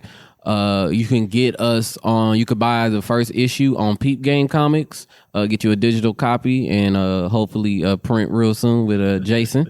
And look, hook it up. So so we're on there. And you can follow me personally on IG at Ruben Comedy, RUBYN Comedy. I do comedy skits and I talk a bunch of shit online about different topics. So if you just want to follow me and have a good laugh, you feel free to follow me there. But yeah. Cool. Well, I want to thank everybody for being on the podcast today. It's an honor for me, just because both myself and my co-host Alex Benedicto, we're big supporters of our mission is to put the spotlight on Artist Alley, even though we're called Hall H, where all the mainstream stuff is. But as kids, we went to Comic-Con and we hung out in Artist Alley, getting to know the artists. And for us, we want to use the sort of notoriety of Hall H and use that spotlight and put that spotlight back on the artists and creatives. And I see sort of like a relationship that we can have together, because you're trying to promote yourselves And we see us as a voice for not only Artist Alley, but for independent creators, and also for independent creators, people of color. So I think it's important that we collaborate, which I think is a key word that I heard a lot tonight. Collaborate, network. We need to work on our branding and help push the message out there. So thank you for being on the podcast. Thanks for having us. Yeah, thanks. And don't forget, people out there, February 17th, 2018, Heroes Rise, the Black Comix Day 2018, the very first one in San Diego at the Malcolm X Library. Go to Facebook and find the invite page. Just look up Black Comix Day 2018. You'll find it on Facebook. With an X. That's right, with an X. And you can invite yourself. It's a free event. Come in and meet these wonderful creators we talked about today during this podcast and enjoy some food, comics, entertainment, win prizes, and just there's food. but Keith won't tell us what they're going to say. That part is a surprise. My vote is food trucks. I want to give a shout out to Chaos Network, Ben Caldwell, for allowing us to have this spot to thank you, sir. Have our talk. Shout out to him. And that's it. Cool. Peace, cheers. Talk to you later. Peace. All right. Artists Assemble.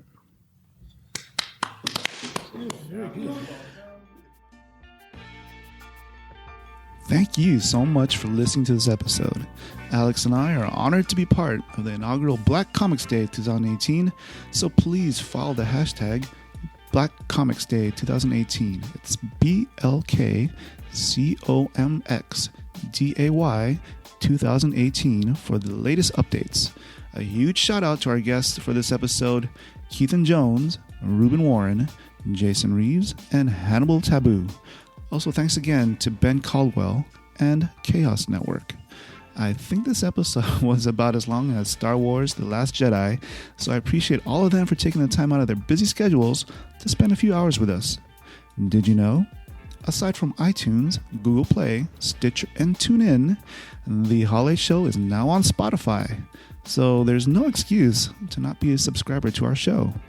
Peace, cheers, and artists assemble.